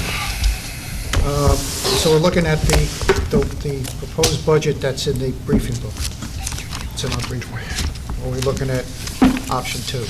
Well, you're looking at anything that you want to, any amendment that you want to change to the manager's budget and what was brought to us tonight. Okay. So, any item there or any additional item that you want to add or take away? Okay. I'd like to make a motion to eliminate one item and then to make a motion to add an item into the No, we're going to do one item at a time. So what's your first motion? Okay. My first motion is to eliminate a item for the lobbyists that we have. We pay the lobbyists $36,000 a year plus lobbying fee for his license and also plus expenses. And we have in hand an association of the National Association of County Commissioners, North Carolina Association of County Commissioners, which we pay $5,500 a year. That gives us a specific savings of value-added services of $36,732. So what I'm saying is we're paying for a lobbyist, probably one of the few counties in the state that has a lobbyist, $36,000 plus expenses. We have an association who does lobbying for us, and we're only paying $5,500 a year, plus the association gives us added value services, which is valued at a net of $36,000 a year. So in effect, we're getting value services, and if you take off the $5,500, $36,000, we're actually saving an awful lot of money, and I still don't see any need for lobbyists. We get detailed reports on a weekly basis. Since January, I've been getting 1 to 2 emails a week from the association. So to me, we're saving actually almost $30,000 a year, which going with the association, plus the added value services that we get, that we're not paying an extra dime for. So I see no reason why we need a lobbyist. And I've heard, well, he makes phone calls for us. Well, I went to a meeting in Washington, Katie set up all the appointments. Our clerk set up those appointments. So I don't see what services he provides for what we're paying him, when we have the same services provided by our association, which is only cost us $5,500, plus the value-added services of $36,000. So that's my motion. Okay, is there a second? I'll second that motion. So, any comments? Let's take a vote, if there's no comments. All right. Those in favor of the motion, raise your right hand. Those opposed? 4 year run. Okay. Okay, my next motion is to add to the expansion that we have is $5,000 for the North Carolina Estuary. To me, this is an economic facilitator in the county. In 2016, they had actual visits of 15,000 people. In 2017, they had 16,000. In 2018, they project 17,000. But more important, we've had visitors from 46 other states, 87 North Carolina counties, and 16 foreign countries. People that are coming into the county and spending money, which benefits the county in the long run. And we currently give them $15,000. I'd like to give them a one-time addition to that of $5,000. That's my motion. Is that reoccurring? No, one time. Okay. Is there a second to that? If not, it dies, and we'll move to the next person. The only item I have for discussion is to make a decision on Higher Heights. I mean, I went into the thing and supported giving them the property based on that we were not going to give them their $20,000 donation, their annual donation, because the property's worth, as it stands right now, probably worth $160,000, $180,000 anyway. Sure, it needs some improvements, but I thought that was to get us out of this whole ball of wax. So I move that we not give the stipend to Higher Heights of $20,000 this year, because we've given them much more than that entitled to property that they can use to get grants and to borrow money with. Okay, we've got a motion. Is there a second? I'll second that. Any other comments? I got a little something to say. Now, this is on Higher Heights? Yeah, Okay. I got it. We discussed this at the budget meeting one day last week, and I agreed to cut that, go ahead and give them the property, and cut their budget to $10,000, not 20. Okay. Well, we got, you want to do an amendment? I want to amend because, you know, if it fails, they get the whole thing. All right. Any other discussion? All right, we got a motion and a second to take that out of the manager's budget. All those in favor of that, raise your right hand. Those opposed? Oh, I'm supposed to. Okay, so 4, did I count it right, 4? Or you? 2 voted for it. What was, to take it out? To take it out, we had 2 votes. I counted 2. All right. Is it the 20 or the 10? The 20. The 20. We're working on the 20. No amendments in this process.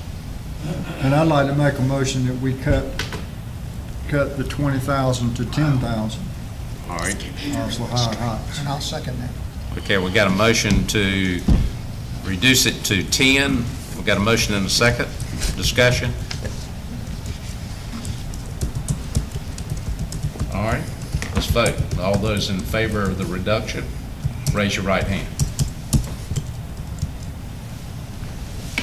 All right. Moving.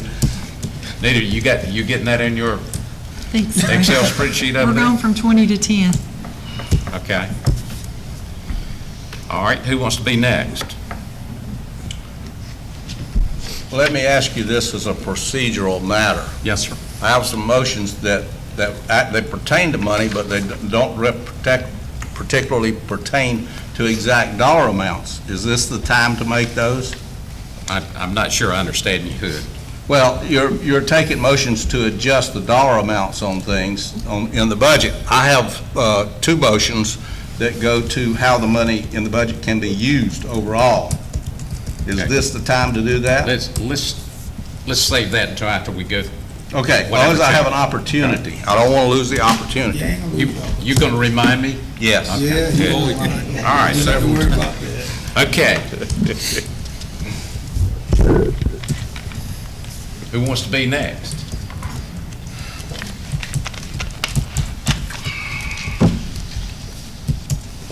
All right, I'll make a motion that we drop the implementation of the salary and classification study that had been approved that related to a cost of a 2-cent tax increase. Second. All right. Motion second. Any discussion? Okay, those in favor of that, raise your right hand. Are you opposed? I'm voting to remove the salary study. Yeah, I'm voting for that. All right. Now, I would recommend that that be replaced with the 2% COLA for the employee. Is there a second? I'll second that. Got a second? Discussion? How does that come up dollar-wise? The number we had in the budget workshop, unless it's changed, is $371,760. Is that correct? Yes. And what was the, 2%.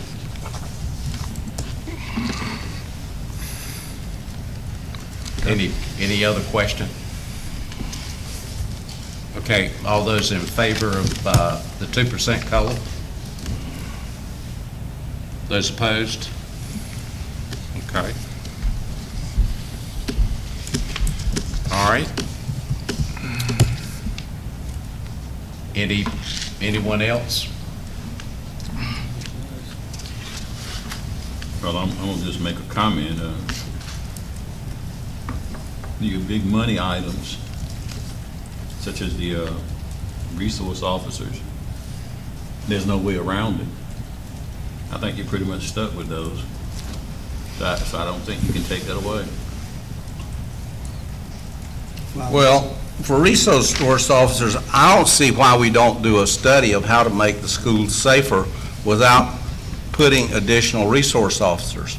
There are plenty of schools across the United States that have security of the building envelope itself. And by that I mean most of the doors are only exit doors.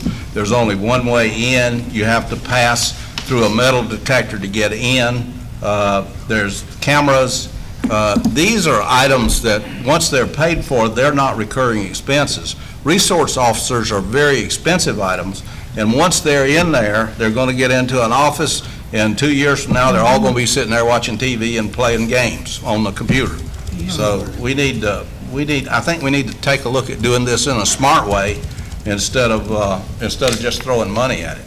This is your opportunity to make a motion to take it out. Right now, it's in. So. Well, okay, I move that we take out the resource officers and that we replace it with a study of each of our facilities as to how to make it safe. Okay.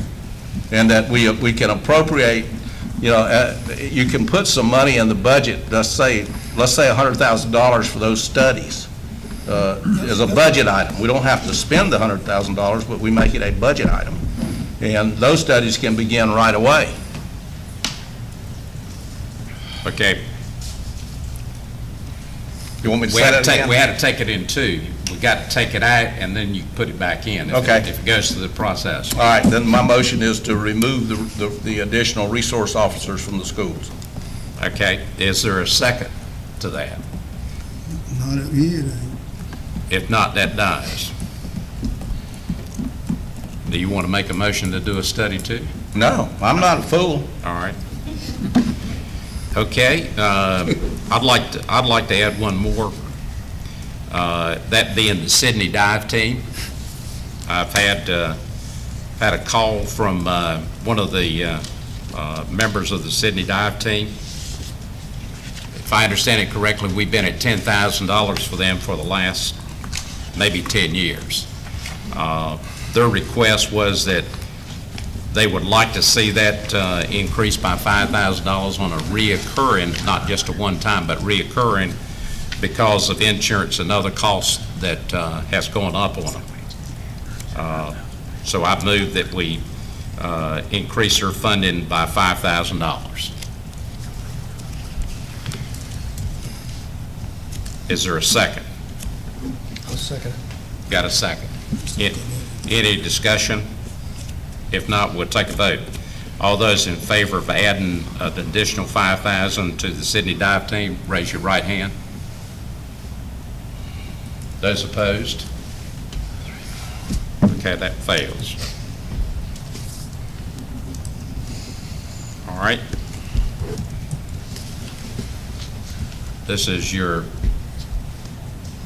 last call for any additions or deletion. I have some questions. Is it, let's see if anybody else has got one they want to take out or add, and then we'll come back to you and Hood because he's got some comments. Let's take care of it. This is your last call to either take out or add an additional. Well, you ain't said a penny yet.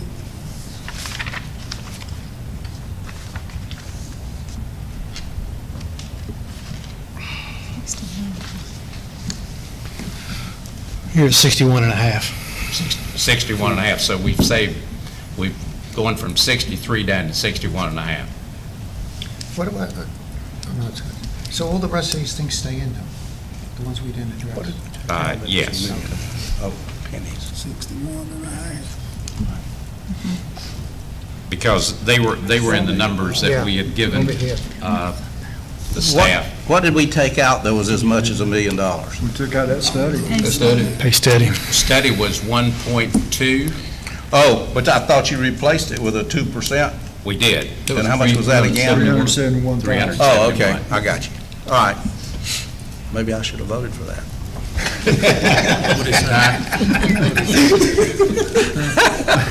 Maybe you should have voted for that. Okay. Did you get that, Randy?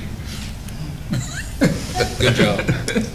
All right. Now, who wants to go first? I just want to ask a question. Yeah. And I'm still having a problem with those 4 jailers. Detention officers. The question that I have, and maybe Charlie can help me make my decision.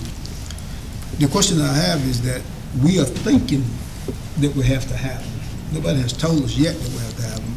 And if we do have to have them, as I asked you the other night, if it take us 1 year to hire one officer, how long would it take us to fulfill those 4 positions? If the money is there. I don't think that it takes a year, or takes more than a year to hire a detention officer. You know, we've hired several detention officers over the course of the years. But they won't stay. It's just, one will stay, one will leave, we'll hire in more. We had 2 openings as of 2.5 months ago, and we've got 2 people that are going through the background process, and if everything works out, then we'll have those hired in. But I don't think that's any different than any other FTE that we have. Well, I'm not being defensive. I just want to know to help me make a decision. No, it's not any different than any other, but my question was, if we'll never meet compliance, then what is our alternative? We can't meet compliance if they're quitting every 2 years or every 2 months. What is our alternative? If we're and you're right, we're out of compliance with the 4 that they told us we had to have, that they mandated that we have. But what is our alternative if we don't keep those 4 positions filled? Is there any penalty or anything? I would say that as long as we can maintain the FTEs within 1 or 2 vacancies, then we can stay in compliance. If we're 1 short on an FTE per shift, then there's no way that we can comply. But just clarify that, Commissioner Booth, we are in compliance now because that rule has not come into effect yet. We're in compliance because there was no rule, so we had to make those changes that the Chief was telling us about last week. We are anticipating that in December. But we're anticipating that in December. Yes, sir. And he just hired and still going through the process of hiring 2 more now. So that means that the 2 that you're hiring now, that would give you your full staff that you haven't had since when? As a snapshot, but there are also been times where we would have 1 opening and we would get 4 or 5 qualified applicants that we could select that 1. Okay. You know, so we haven't had a talent pool deficit when it comes to looking for people. It's just a matter of the timing and how many openings we have at the time. I understand, and that's the reason I've been having a problem with it. I just want to make sure that if we allocate 4 new detention officers to bring us in compliance, that we are in compliance, not to try to hamper your job or run your job, but I just want to make sure we are in compliance. Yes, sir. Yes. Where are we on our fund balance?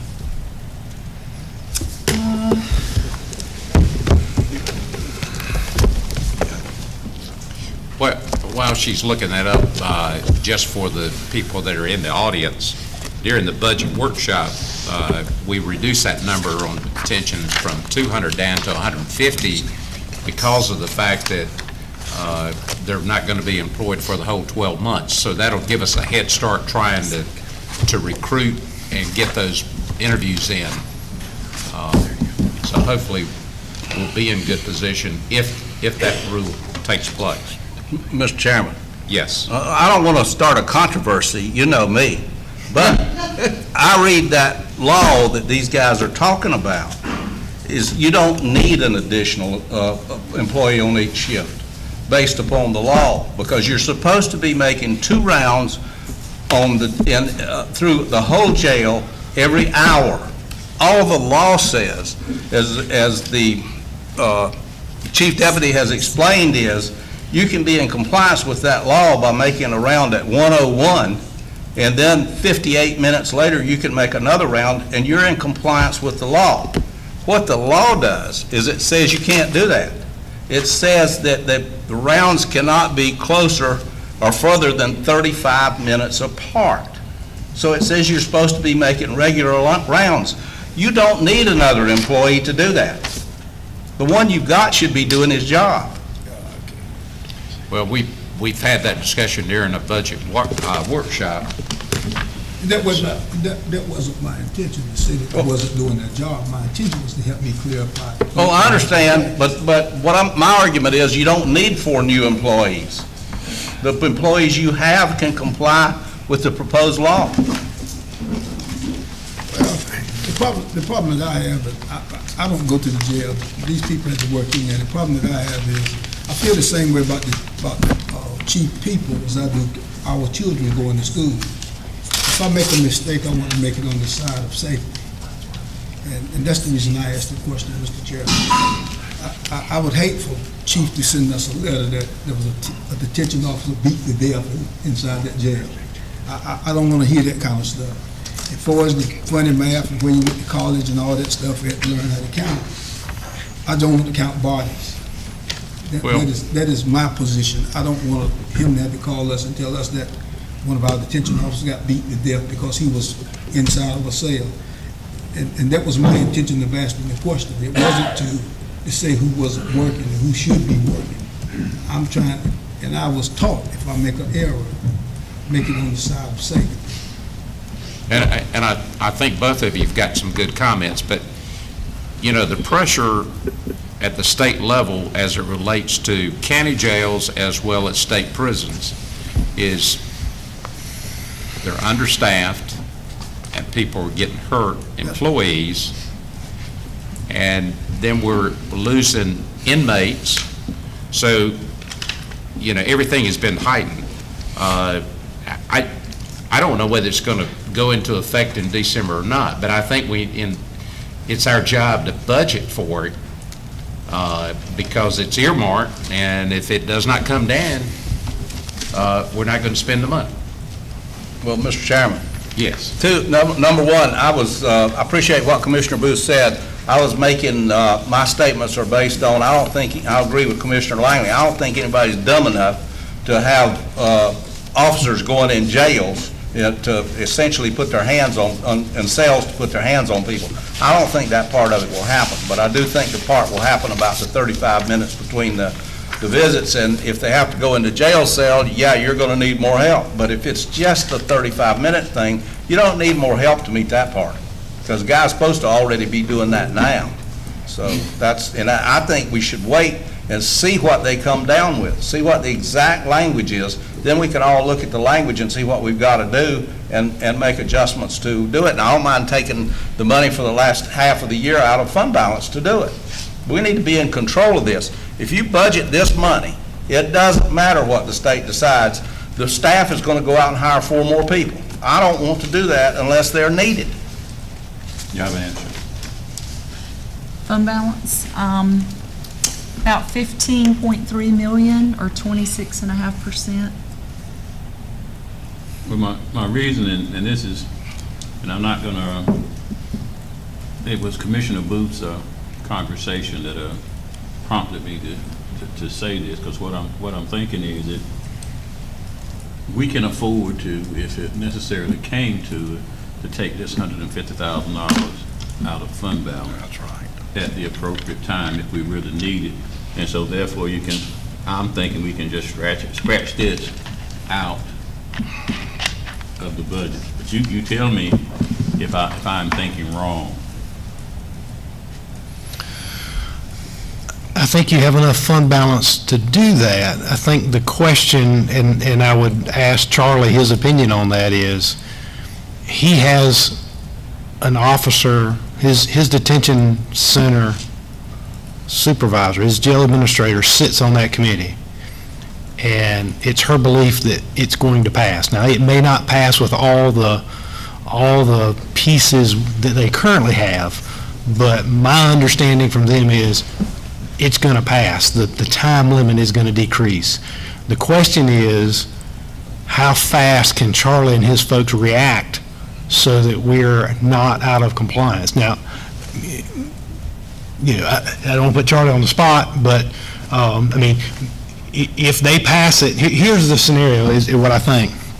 If they pass, if we wait until the last minute and they say, yes, we're going to do that, then we would come to the board and say, now you need to appropriate funding for the second half of the year, and then Charlie's got to start finding somebody. So we would be paying overtime for other officers to cover that slot during the time it took us to find someone. Is that pretty much, I mean, they'll cover it. They'll make sure we're in compliance, but we'll pay for it one way or the other, correct? Correct. Most of the time, they give us plenty of time to be in compliance with these things. I mean, I can't imagine the state saying you got to be in compliance tomorrow. They never do that. It's been out there for the last 6 months, and they said December. And my understanding is it's a change to an existing regulation, and the state just has to bless it, but it's a regulation, which means the effective date, even in the document says December 18th. That looks like it could be the effective date if the state blesses it. State legislative body. If what you want to do, we can certainly do that. It's just we're going to, I mean, there'll just be some additional cost on the other side, and they can work it out. Well, I mean, I don't have a problem with, I was looking at the time frame. Mm-hmm. Like I said, I don't want him to have to call us one morning and say, we had a fatality last night. I'd have to leave this this place right here. Right. So I reserved my comments about looking at it further down the road. I was just trying to look at the time frame for filling the position. I really, as I said again, if I make a mistake, I want it to be on the side of safety. Well, what I would also say to this board is that our jail is in compliance now for the first time in a long, long time, based on the efforts that this board has put in place to fix things that are down there. And it is certainly our intention, and I know it's the sheriff's office's intention, to keep it in compliance. All right. And, but they will need your assistance in doing that. Okay. Mr. Chairman. Yes. Part of the problem with appropriating money at this time is we don't know what we're appropriating money for. Anybody that's ever been to the legislature and seen a bill go back and forth knows that this bill is going to go in looking like it's been presented to us, and then it's going to go back and forth, and you don't know what it's going to look like when it comes out. Commissioner Richards, it's not a bill.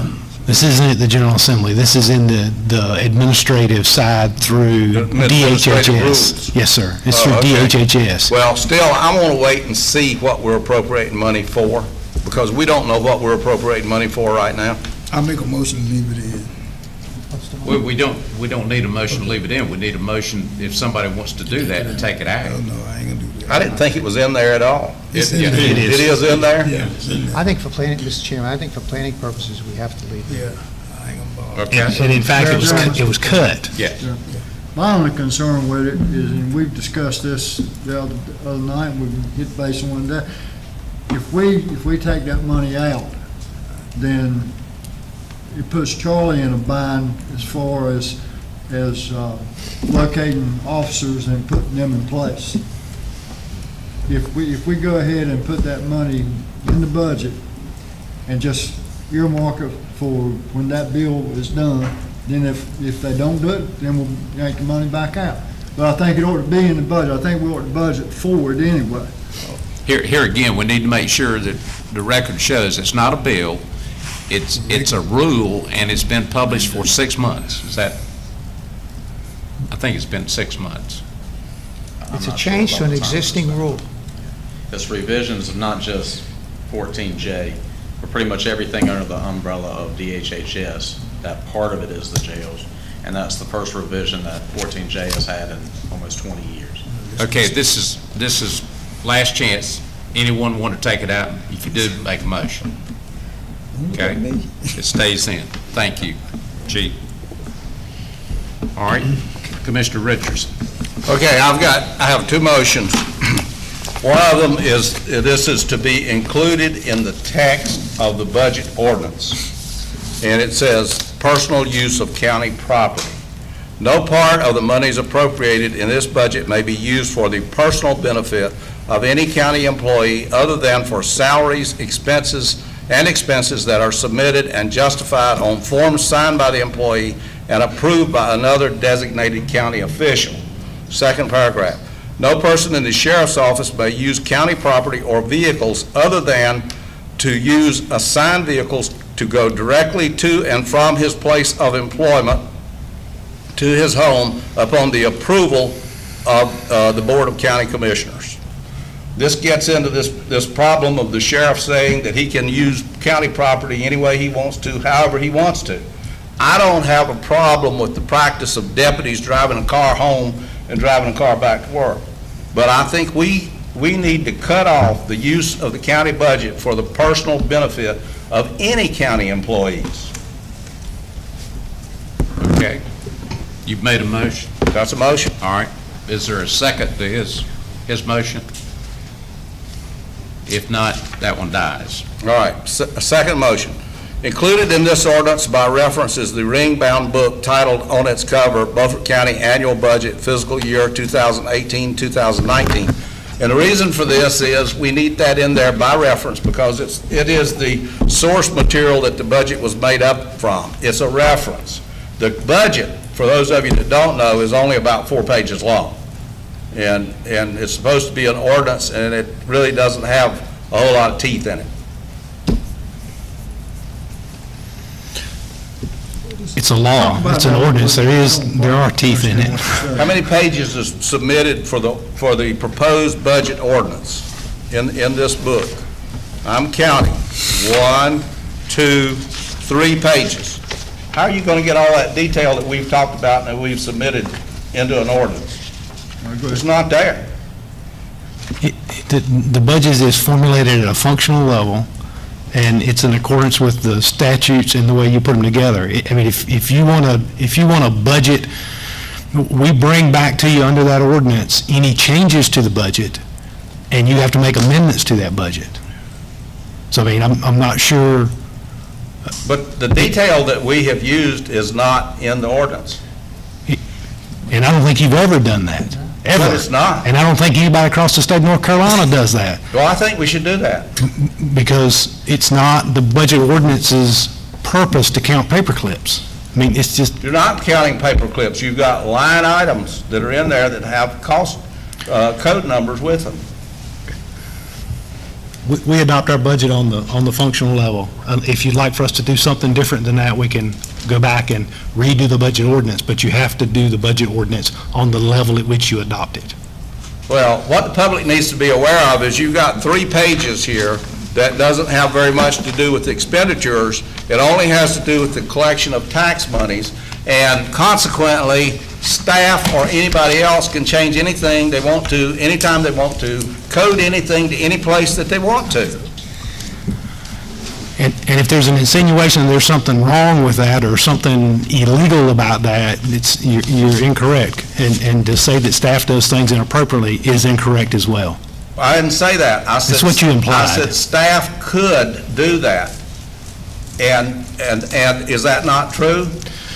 Anytime the budget ordinance is changed, it comes back to the board for an amendment. Yes, there are opportunities. It has to do with the collection of revenues and nothing to do with the expenditures. No reference to expenditures by line item or budget item.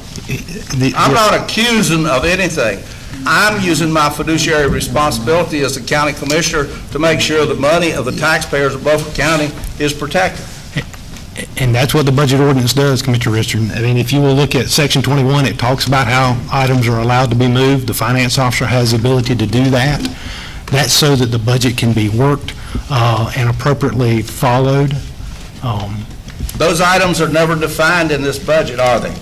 Those items? Those items, when you say move items, those items are never defined in the budget. Section 21 on page 33. Section 21 says appropriations may be amended.